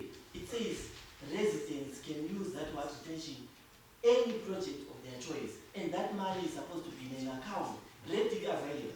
It's not a pledge, it's not a donation that is yet to come. They have already paid. So what it means that our residents, $100, in 3%, which is maybe $30, is supposed to be going to that account. An account that is supposed to be there, because it's very clear that there will be a separate account that is supposed to house our water retention. So, Chairperson will finance your committee, please, can we make sure that we get a clear explanation as to what is happening with the water retention and when is it available? If it is not available, where is it and what's will be but and also an explanation, is it part of the constitution? Is it what governs the constitution, water retention plan? What does it mean? So, Your Worship, please. Also, item Your Worship, David Mosiposo, better almost everything. Everyone again, she's. The one Your Worship, sing a dollar so the child, I want to go Bulawayo. There was good into latest if you are corner made 3% retention. Sabe zimhlanga noma wona. Bakithi badala bhadalana ama rent mnandi imali zaphenduka i3% esibhadaleyo izosebenza esigabeni. Kwabizwa ama meetings nje wakhetha ama committees. Kwabizwa ama meetings wakhetha ama projects. Priority 1 2 3 4 up to 5 angithi. Sabisa lapha ku council. So nxa kuthiwa into enhlupha ukuthi imali le bhadalwe zakhamizi uswayiphili wekhokheshile ukhupha cash yakhe ikhona ngendlela engaze ngayo mina nxa icommunity zakho iyachibilikitha ila ayikho imali leyi ingaphi ngoko 27,49,000 siyayifuna imali yethu ani ngoba iqiniso lithi sibili nxa sisithi committee imali le ayikho sizafuna ama-answers ukuthi imali le iye ngaphi ngoba according to the constitution water retention leyo okwathiwa akube le account separate ethatha imali engena from 27 ingena iphu hayi idoli ingena 27 wabhadalile idoli ahle akho account yakhona ngithi ukhona nxa i-account yakho ingacreatwanga then there's a problem siyangaphi njengobulawayo ngolwadi yami leni ibantu ababuza kumali imali sidlile yini endiyathaba icommittee i-council sabuyayo kathesi ku-budget consultation esathi u-council imali engayibambi bakithi abantu bathi wo ngoba ibelief esabantwini ngale bathi ukhansila imali iyakuye isiphume esikhwameni sakhe sesithi hamba uyothenga amabhanzi laphana hamba uyothenga lokho laphana yinto esihluphayo badala. So ma-councillors ake sibe honest koBulawayo sisebenzeni sonke nestaff sethu nxa kule nkinga abakwazi ukutshela ubani angithi wena se mo report leyi ngemali eyethu ya$149,000 ephumula South leyi udatha kula account yangikhona kuthiwa akula mali and there's a problem ngoba ithephu yakhona leyo wathi ngibonile libona ngazi uthephu emokhona lo abantu abafuna ukuthi bangabona kuhle ngotobetha kuhle singazi laba amaphepha ukuthi kukhona yini emaphepheni but mbone ngani meya ukuze izakhamizi zibhadale mnandi kwakukhuthazwe ngakhona lokho ukuthi bakithi elokubhadala kokuyabuyela mbijana kukhansila ngithi ukuthi kusincede lathi njengesigaba ama-toilets afile worship indlela zifile kunento ezifuna imali ezincane zezi ama-quick wins wona lawana so about i-election ukuthi ubani ozawina futhi Suppose ukuthi kanti abantu abathe bakufuna kuyahamba yini kulo constitution according to constitution what detention. So mbone ngana lapha worship lapha singazondana ngento yemali. Imali mina ngikwazi ukuthi eyami khona. Othi imali ayikho ulamanga worship. Uwo 27 yande 49000 yakhe ikhona. Ngizomhlangano binyanga ngapheli bathi imali yeni ikhona. Ozathi kayikho uza nezo explain ukuthi ayikho ingaphi bona bayibhadala imali yakho. Bakithi kuhlungu. Kunama dishes afunakala ukuthi alungiswe lapha na kathesi. Kunebhilo fanele ulungiswe kathesi. Futhi athi imali ajana kwapha. Uzatshela ukuthi abantu bazawukhoza ngani? Xa sebelungiswe udisha khona lapha. So your worship the chairman of finance the committee yakhe. Ingasipili ngemali yethu. So kuthiwa ngama public funds lawa asebophisa. I-anti-corruption committee le anti-corruption commission le inazelele lathi vumusa ibize. It's important bakithi. Akula umuntu ovuma ukuthi uyabiza yedwa. Lapho kwasumba phone number kona layo. Bakingeke checkeli wa detention yamuntu kama njani. Baza lo ikhangela ngoba sisipili imali zethu. Lokho ufuna ube clear bakithi ukuthi akula umuntu ophezulu komthetho la. Imali yethu ngeyethu ayibuye kithi. Angithi. Eso yami yewa 27 angithi. Phela ndaba eziphumula sawo. Sithwele nzima kade esikhona ngayo. So ngibone ngani chairman singaba honest uzafela amafufu. Imali yeCouncil ungaza kuyibambe. Khonokho nje uthi baba uhambe emaphepheni kuza kuhluka. Ngoba la uzabiza usa explain ku anti-corruption commission. Lokho ucace bakithi. Ngoba imali ethu ayikho le. That's the wrong statement. That's the wrong statement, Yoshi. But if maybe the committee has corrected you drawing laying up. But now to Marayiko, you are clear. Oh, you change commission. What can you?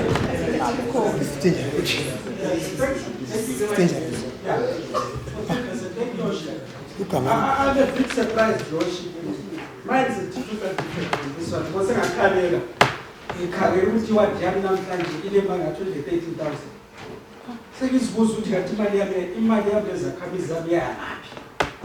Because when we started this year, I went to the financial services department and I said I'm a paper which went to money. It was 41,500 something. And you want to have the committee, resident executive, as a proposal. What teacher studies take a look for same lay project today. I'm surprised the chairperson of the committee. Beginning Kagel, Madam Akuma Fagel, Akuma Whatever, Lakini, there's a committee Zami, who put to law. I'm sure now, but let's assume the spirit. Yes, because that means that the job of Kuma.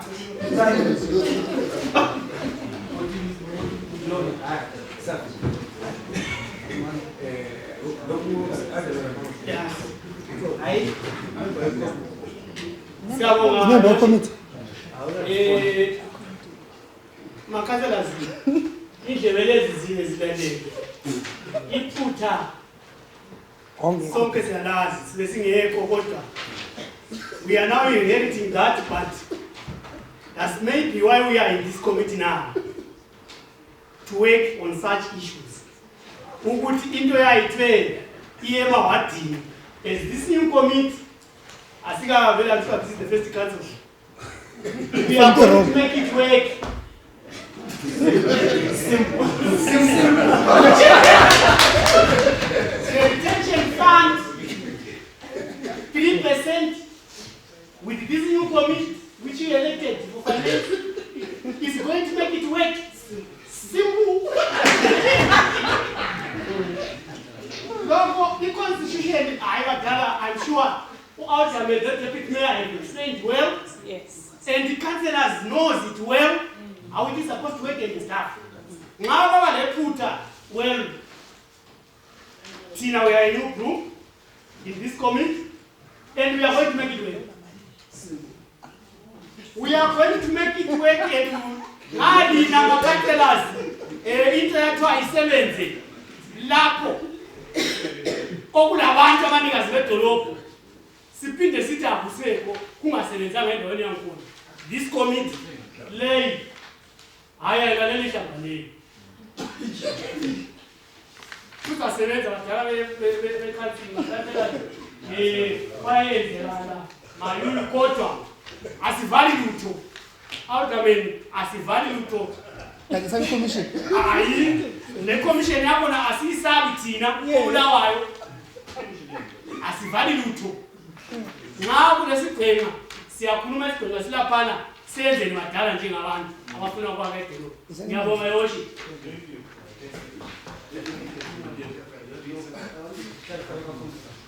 Thank you, Oshi.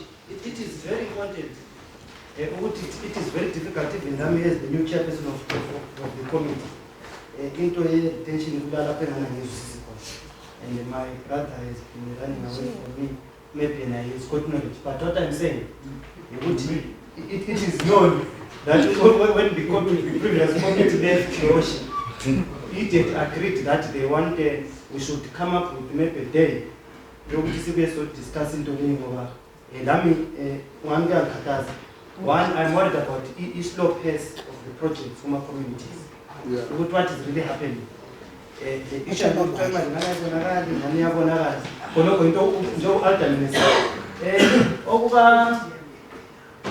Councillor Umabuto, I'm thinking exactly.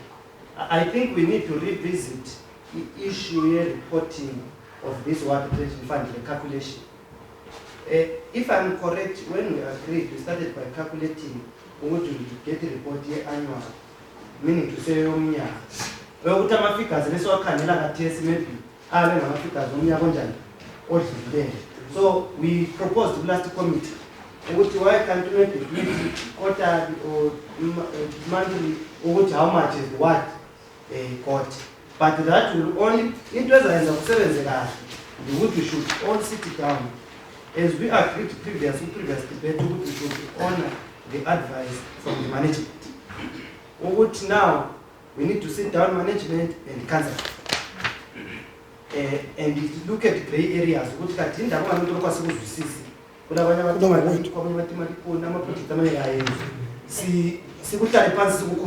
And consult again. Remember when we came up with the constitution, we went to Evan advice. And I think it's very simple. That needs to be repelled. This suggests when we went to retention fund because I want to say, well, the first speaker on retention fund, we could manage our issue fund, the issue of a scheme. That's another thing which I will ask your worship. What is in Africa? It's not just an item. It's in Africa. We'll give FD to explain what is a scheme and what is a fund. No, those are two different things that councillors should understand. Okay. There is a difference between a scheme and a fund.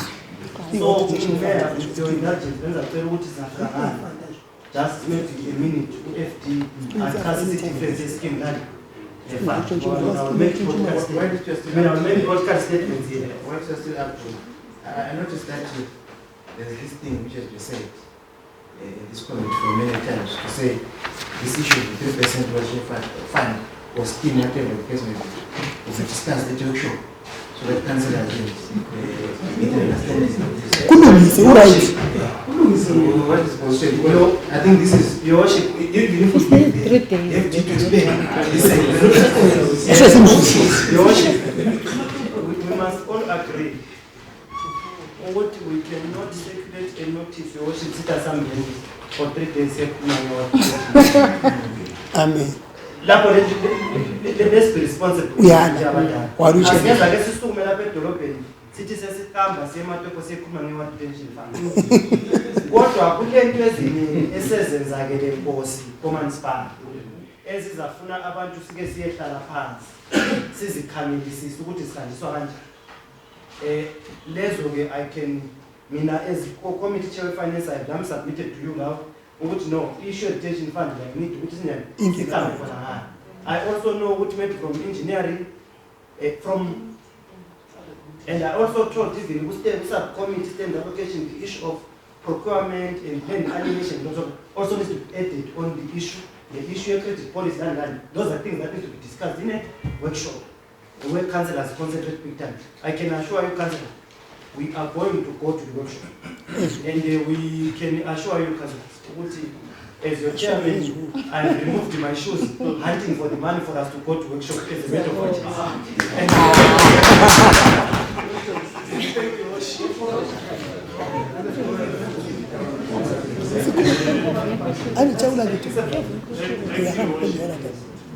I think there are comments that are saying that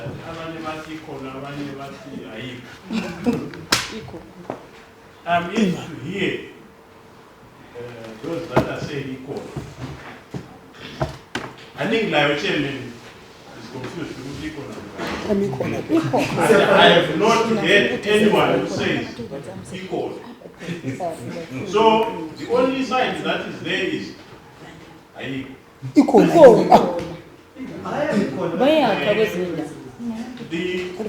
what the retention constitution says, and as council we are operating from a consolidated account. Consolidated account means all funds are put together and then start to be distributed. This fund is supposed to be a separate fund. Separate account. For us to say this is a solve a workshop, I don't see any reason why we should use residents' money to go for a workshop, discuss something that has got a constitution, a council resolution, something that is on the record. Really, services are discussed, and if you really want to convince me, what is it? Services discuss, the constitution is there. It has been signed by the mayor, by the town clerk. Legal. It is signed. The mayor signed to say we are going to operate a separate account. What before contributes 13,000 every month, it must go to that account. So, Your Worship, the workshop is not going to answer our question. The chairman says the scheme and the fund are different. Well, they are different. But let me read again what it says about those two.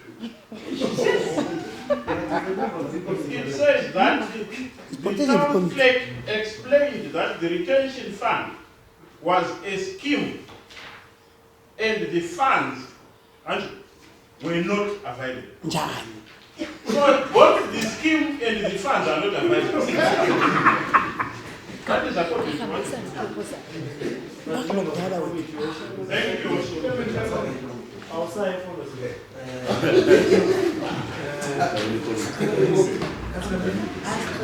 Ngiyabonga Yoshi. Ngiyeza lapha silama mixed feelings makhansela. Abanye bathi imali khona, abanye bathi imali ayikho. Mina ngithi imali khona. Ngoba ngizakhuluma lokho. Mina i-what retention fund. Ngithi khona ngoba mina ama toilets ami seyakhiwa. Khatha yakho ingancane imali ngekho. Ama toilets abantwana e-library mina enga-applyelayo lezakhamuzi zenjube aseyakhiwe. Khuluma abantwana so kade sibazaqala nje ungena ema-toilets ngoba sephelile. Ngikhona ngisithi imali khona. Asingadlahlini imbeleko ngokufeka. Uyimali kubuye kuwe. Hayi, ngiyazama ukukhuluma khona lokho ukuthi khona asithembele nini. Isikhathi siyafika. La uzabona kwakho sokupheliwe khona kwala i-project i-proposal lena lana ehambisayo lawo baza kulungisela. Usho ukuthi imali yami ibuye kuwe. Iye. Ah, that is wrong. Lakini. That is wrong.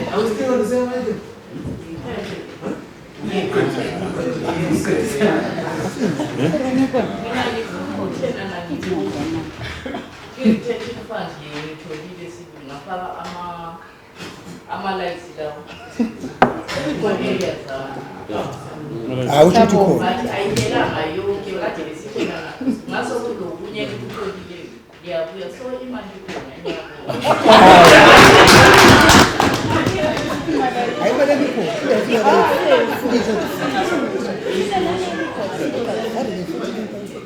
Item 14, Your Worship.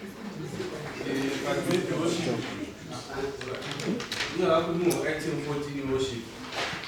We're getting item ukuthi ashwe issue kuvala amanzi. Your Worship, fine isikhumbuzo sokuthi abantu bebadala. But Your Worship, next time ngizakhuluma nje ngomuntu omdala. Unusamncane. Nginga-analyze nje ilist yama-wards avala amanzi.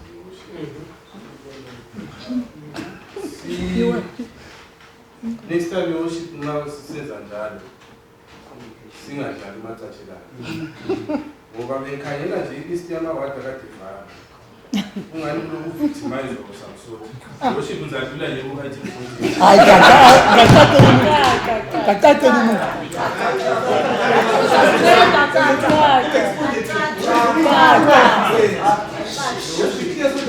We know how to mean it. And this is my personal share with us. Your Worship, you go to 123. Egamea.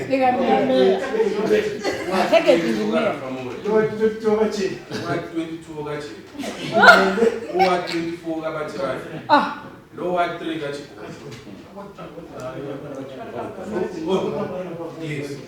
So Your Worship, mina I need a problem now. And actually, when you come to Nagakurum, I understand what but it doesn't analyze what even problem now. But the other problem, the issue of Aramas and Kubuza. Then item 14, Your Worship. I'm just happy with that as a council. We are now recognizing ukuthi kulabantu phansi la. Siphumile saba consult asizenzelanga into sodwa. Ngoba siyaba le problem ukuthi nxa singazenzeli into sodwa sesiyiforce ebantwini abantu bazayala kunjani ukuyika.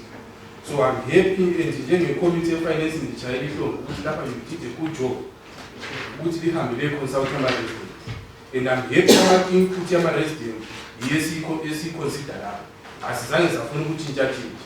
But in future Your Worship, njengoba lokhu sokunganiswa ukuthi baningi labasaka abantwana basakhala phandle edolobheni. Asingamini ukuyenza such projects. Isisiqephu sami Your Worship, ngiyabonga.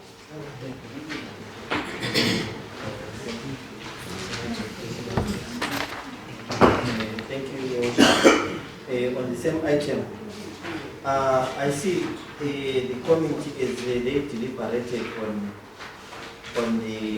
actually escalating the cost of the stands that were sold in different projects from High Mount and Mkanweni, Chabalala, Woodview, Mhlani. I'm actually concerned about the escalation cost, actually the criteria that is going to be used. Remember, I actually, there is one of the councillors said we can, no, it was actually management. They proposed that we have to use the prevailing rate to escalate the price for stands. My concern is, just as an example, a stand at Mhlani that was priced at 25,000. If someone had paid 5,000 as deposit and they still have a balance of 20,000, it means if we are to escalate the prices at the bank prevailing rate, let's say it's 1:10, it means that person then is now owing council 200,000 bonds. Your Worship, I'm concerned about even the backdating that they actually had proposed to February. When I think it's in February when the statutory instrument was actually announced by the finance minister to say this will then be backdated to February. My concern, Your Worship, is the conditions on our offer letters. A clause 10 of in our offer letter talks about any escalation cost of between 20,000 to 30,000 per stand. That I'm just using an example of employment stands.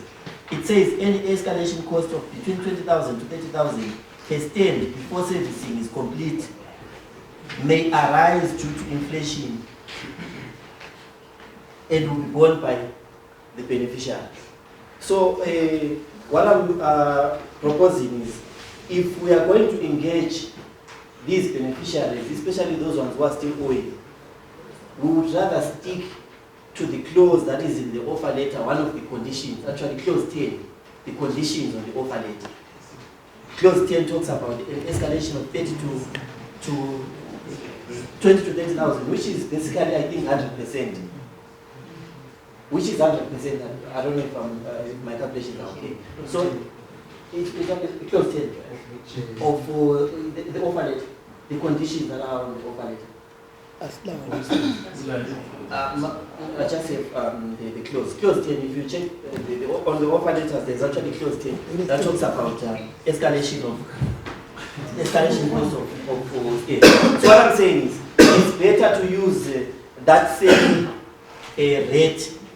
If it's 100%, let's say someone was supposed to pay 20,000 for their state, and you have to increase with another 20,000, it's better than to use the prevailing rate for stands. I mean, the prevailing bank rate of 10% of is it multiplying by 10? That brings it to 200,000. That becomes, I mean, I don't think any other person would afford, if they were owing council 20,000, would afford to pay 200,000. But on clause 10, that talks about, I think it's 100%. If someone is to pay twice what they were actually, their remaining balance.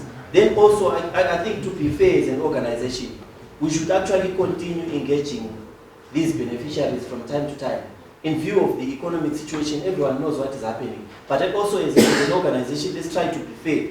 Let us not be seen trying to overburden residents, because they are looking for houses, they don't have houses genuinely, and some of them, you know, their salaries have been eroded. But they were trying to get a home. At the same time, as council, we are seeing them charging 10 times in CITEZW Saturday. Honestly, it becomes very unfair to be chasing rest like that. But also, remember when we introduced self-compact stands that we sold in foreign currency, that was basically a mitigatory measures that we brought when we deliberated this in this house. We agreed that this scheme, actually the housing for self-compact that is going to be sold in foreign currency, the surplus, the money that is going to remain from there, is going to cover these other projects that were sold in RTGS bond.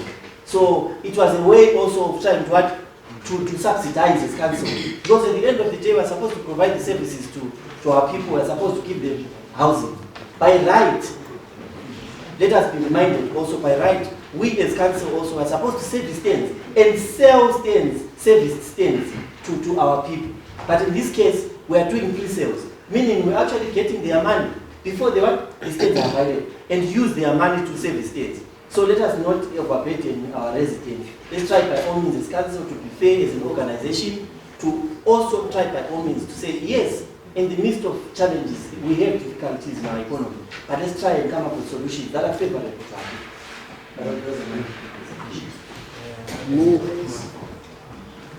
Ngiyabonga, Mayor. Yazi lapha vele isithwele nzima la. Yazi ukuthi uhulumeni uyasichaya, council yasisichaya. Mina shisha ngulokuzela lapha i-recommendation nje u7 lo. Worship yazi ubuhlungu. Usihambe siye ukuthi bakithi bhadala nini nje. Thengana ama stands la khona izathuthuka. Ekhuma ngemagogo le yokuzela. Emagogo extension nephumula south phase phase 2 le. Ikuthebhu nxa ufuna ukhala uthebhu lapha ku D5. Worship yazi umbono wena umubi kakhulu. Nodi finance umbono umubi kakhulu. Ukuthi lifuna ukuthi licancel itender ngokuthi abantu bathe bafuna ukuthi wena babhadale 10% more uthi babhadale 10% kuphela so mina sengihlupha ukuthi kathi sibili silwa njani handle izimhlangano labantu bezakhamisa abaningazi bamaganga lawo ngomaganga phela the no hours asengabaningazi labana ngithi ukuthi lifuna ukuthi government azakuye afika athi yakhanini anje council service after nje yonke ezogarekayo phela nxa singakhara kakhulu ngithi sithi lapha sokurongo lokho sifuna ukuthi service sibili sethi asebe council itender le it's only how many izivayizile ezingayo bakithi 191 shiwe phumula sawo ukuthi so ngaplan ukuthi sibili sicancel nini no sicancel itender ngoba izakhama ezithezwe nazo zingabhadala i-interest kuma bharasi zabo 10% rate so abantu bavuma ukuthi bazabhadala imali khona phela eningi nje wathi mola wasebaqedayo ukubhadala ke xa secancel itender lo muntu lo elilo kuza naye uthoma lo utokoloko lo whatever lo aggregate so ukuthi kuba buhlungu yoship ukuthi kanti hlokhulumisa lo muntu lo yini ngoba ngize kuthiwa alika sayini le contract yomuntu lo kodwa lavumela namnika ngithi alika sayini sikele singana nothing from last year ngibone ngani lapha phela kulo munye onganohambi kuhle kanti indaba ngathi lesehle ukusayina icontract leyo hamba ukutenda yenu le procurement board angithi izwisisi you approved uthi nika umuntu lo angithi now umuntu lo ngathi sesehle uvumelana ukuthi enze njani so kumele kuthiwani hayi asikhansileni lokho but sesebenza thina usikhansile into enjani into esebebhenefit abantu izakhamizi esithini sifuna sizozivotela iminyaka ezayo or sifuna ukuthi zibe khona zuzindawo la zibe le ndawo zokuhlala so something is wrong somewhere lapha yoship la ngibone ngani ukwenza kwenu lakho awusaqondi akuhlanga izakhamizi lazibiza zakhuluma thina imali elifuna la sifuna indabheli lingafaka 10% interest akula ndaba sibhadala 10% yemali isizohaya but abasebaqedayo sebesebenzani kodwa lehlile kuna kusho umuntu masinyane umuntu waphuza ukungena emsebenzini masinyane yachaya imali ichaya ubanzi ichaya mina futhi so badala asibeni ngabantu abafuna ukusubulawayo wangcono sithi hayi ndoda imali leni siyaphela ivalue but imali ikwana mali ikwanani exactly umuntu adikwana indlela umsindlela angithi kube lusa amashuwa kunokuthi sithi cancel sibe khona sifunani amasenze abantu babe khona abantu babhadela imali zawo bakithi bafuna ukubona umehluko sezakala endaweni labo sebatshengisa iganga abantu laba bafika yimi batshengisa samele kwendawo yena siya ngoba ngiyazi lapha khona but babona kulapho uthola ukwenzakalayo kanti kuba nohamba njani senziba mubi mina ngenxa yecommittee ngenxa yeCouncil asenze asebeni clean bakithi okurongo lokho ireason nje kuyekho ifakile lapha nabadala lapha impi ilolunye ngoba u7 wathi u7 wasibile ikomenda walana mina ngihambelani layo ngoba ilokuganga aso linikile abantu selitshintsha selisithini sesikhansila siyakwazi bese ube siyakhansila but didn't tell us the problem ekhona angithi ezikhansilas should know ukuthi makhansilas so the problem imali sibhedda lapha nje that's why sikhona ukhansila you advise itshela ukuthi hayi staff yenzani so hamba ngendlela le angithi sabe setshela abantu abasenze ithi yenzani so but se decide uthini sesikhansila sesifika approve ukuthi right lokhu wrong lokhu ukwana ngiyacela sibili uthini lo kakhutshu u7 lo ngobulala imagwegwe lephumula so ukuthi ithiwa i-targeting yabonga ngisho I therefore move ukuthi seve kuthiwa u-aldabele phutshu yabonga kupha Thank you, Worship. What I want to say to councillors, the issue of my contract with the chairman of engineering. Is actually saying that chairman of finance. So I say, can we please remove that recommendation and then we look into issues, because one thing that we need to agree, we need to service that area and locals are done. So I suggest that we remove the issue so that we then maybe at a later next month the committee will get a full report of progress report on those two sides so that we can then make a resolution. Okunye, I want to say, we actually proposed to committee. It's not good so this cashless is going to start engage. We should create a database immediately after allocating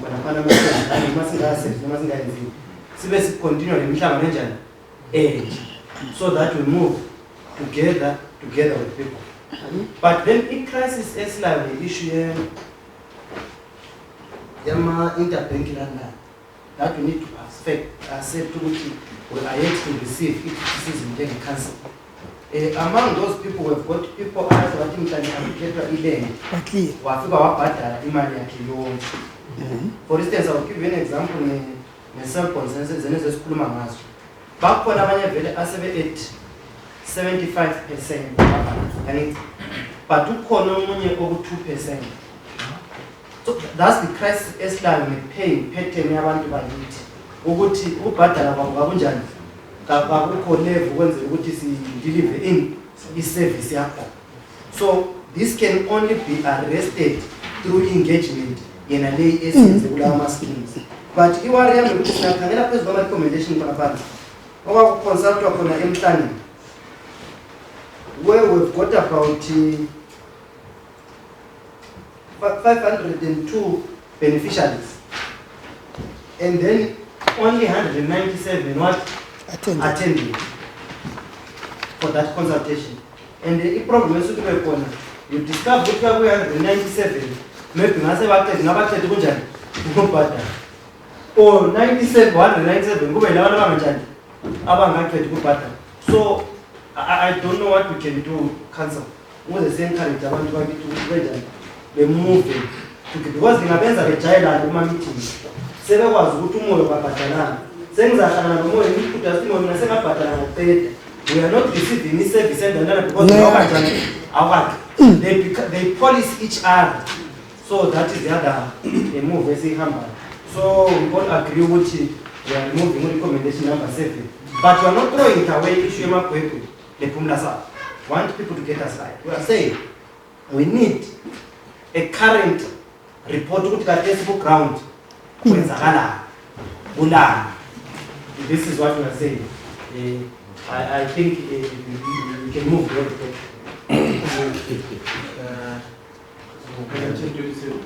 how? 27. Before 27, you can't come. 27. Yoshi, I'm worried. I think you how can someone see busy Yoshi to say a fellow Kabana 200 emawati. But here people are 170,000. And by the way, in the day, you can BAC, that's why you can see because nine you can see Yoshi really. I think I'm under really entertaining because they are not only citizens, it's a good hour. And my recommendation in Yoshi, I think it does, you must move in Parliament.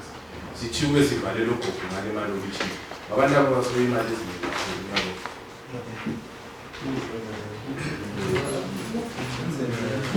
Thank you very much. Same argument with regards to that. I think if it is a council property, as he has said, when we give these people this agreement, they are terms. And when you violate any of those terms, which means it is very terminated. And I think one of the conditions in the relay is correct. So if it is a council property, I urge the committee to investigate that. If it is a council property, law, let's check drastic measures. Thank you. But it's my councillors, that was not way. Yeah, must watch and Bella will gain news of Valamas. I'll gain.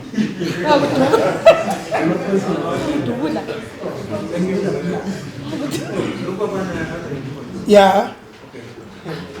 Indaba yesport worship. Nxa kuthiwa yilist bakithi angithi. Yinda asicabangeli ngekhansili. Into yekhansili. Babolekiwe ukuthi basebenzise kuphela isikhathi leso okwe 99 years liyayinikwayo. But into enhlupha ukuthi abantu laba phela bayehle ubhadala imali encane nje. but bathi sebezuze umuntu kumbe sebanemali abafuna ukuyifaka ingange-400,000 bese hle ubhadala 100,000 yoship kule problem nxa bezuze 100,000 ababhadale besikele lezidala nje thina sibisale 300,000 sesingabaniki imvume yokudevelopa nini but okwenzakala usibili mbona i-recommendation le i-right kakhulu singabavumela ukuthi badelela sibavalele amanzi khona wezabuya le ma-400,000 babhade baphungule isikwere. Thank you, Worship. Actually, I know our residents have been talking, even Councillor Chikora can confirm even in his word, Bulama recreational centers that were given to the community to run, among 2 individuals. And our residents have been complaining, one, they are not well maintained, 2, they are being used for wrong things. So we're actually in a process of reviewing is the person utilizing that area or not for the right reason. And I think if we take these things back as council, we can run them properly and we can actually generate more revenue.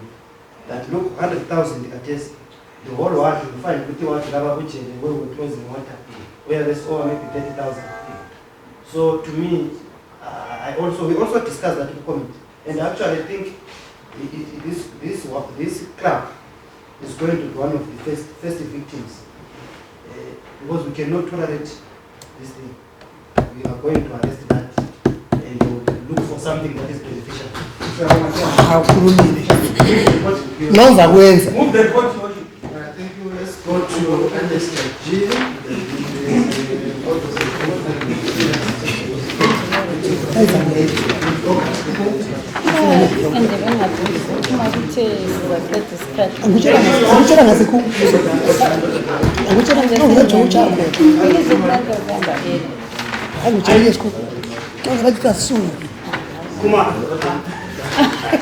Sorry, Chairman.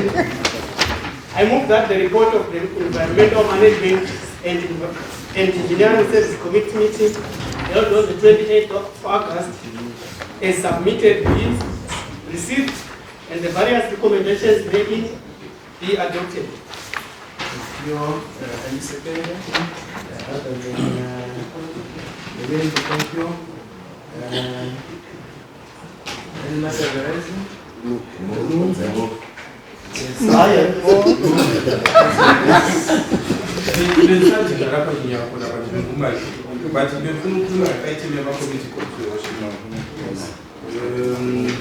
I'm just worried. I'm just worried today. Honestly, you know, financial stability about 3 months. Look, it's not about police. And the man they have last time I could provide $2 $2. So what are we saying? I'm arrested. This one catch up hands in Harry. We did that to arrested. So I'm just worried. What are we doing? Next item. Item 3. Item 3. Item 3, yes. Yes. So I'm really worried to worship with me, chairperson, engineer, and finance. But I'm going to share my community next time, says we engage a one because se abasebenzisi sendeni ngasisibapi imali yabo yamina selafana yamina sathe this is what I'm worried about leadership. Noted. Yes, Chairman, the issue of community groups is a concern and is the way which you are going as Bulawayo. I'm sure culturally all those troubles we are meeting at wards, they are going to be dealt by community groups. So the concern of their welfare will be well dealt with. My fellow chairperson here will that's the challenge. And that's the challenge. When I am saying that that's the way which Bulawayo is going to, that means that's the only way which the service delivery of Bulawayo is going to be fast. I am saying we have been crying out a lot of sewers, water-based and so forth. We are moving towards there. Before we even complain more about sewers and so forth, we are going to engage the community. They have done better for Bulawayo. And that's the only fastest way where everyone is going to receive service. as it is going to be, as our wish is Bulawayo, we are also in the engineering department devolving the workmanship down to the community. The community groups are going to be working really. The mayor is so happy with this introduction of this. That's key. This move of the engineering department. So, councillors, you're concerned about community groups. We are going to look at it very well, and I'm sure going down again, the retention fund is going to work hand in hand with the community groups. This is good news for everyone. That's why we are saying. That's only political statement. Thank you. Councillors of Bulawayo, our service delivery is going to be very fast through the community groups. This introduction of community groups, your worship is so great. I should thank you for taking us through this issue of community groups. Thank you. And also,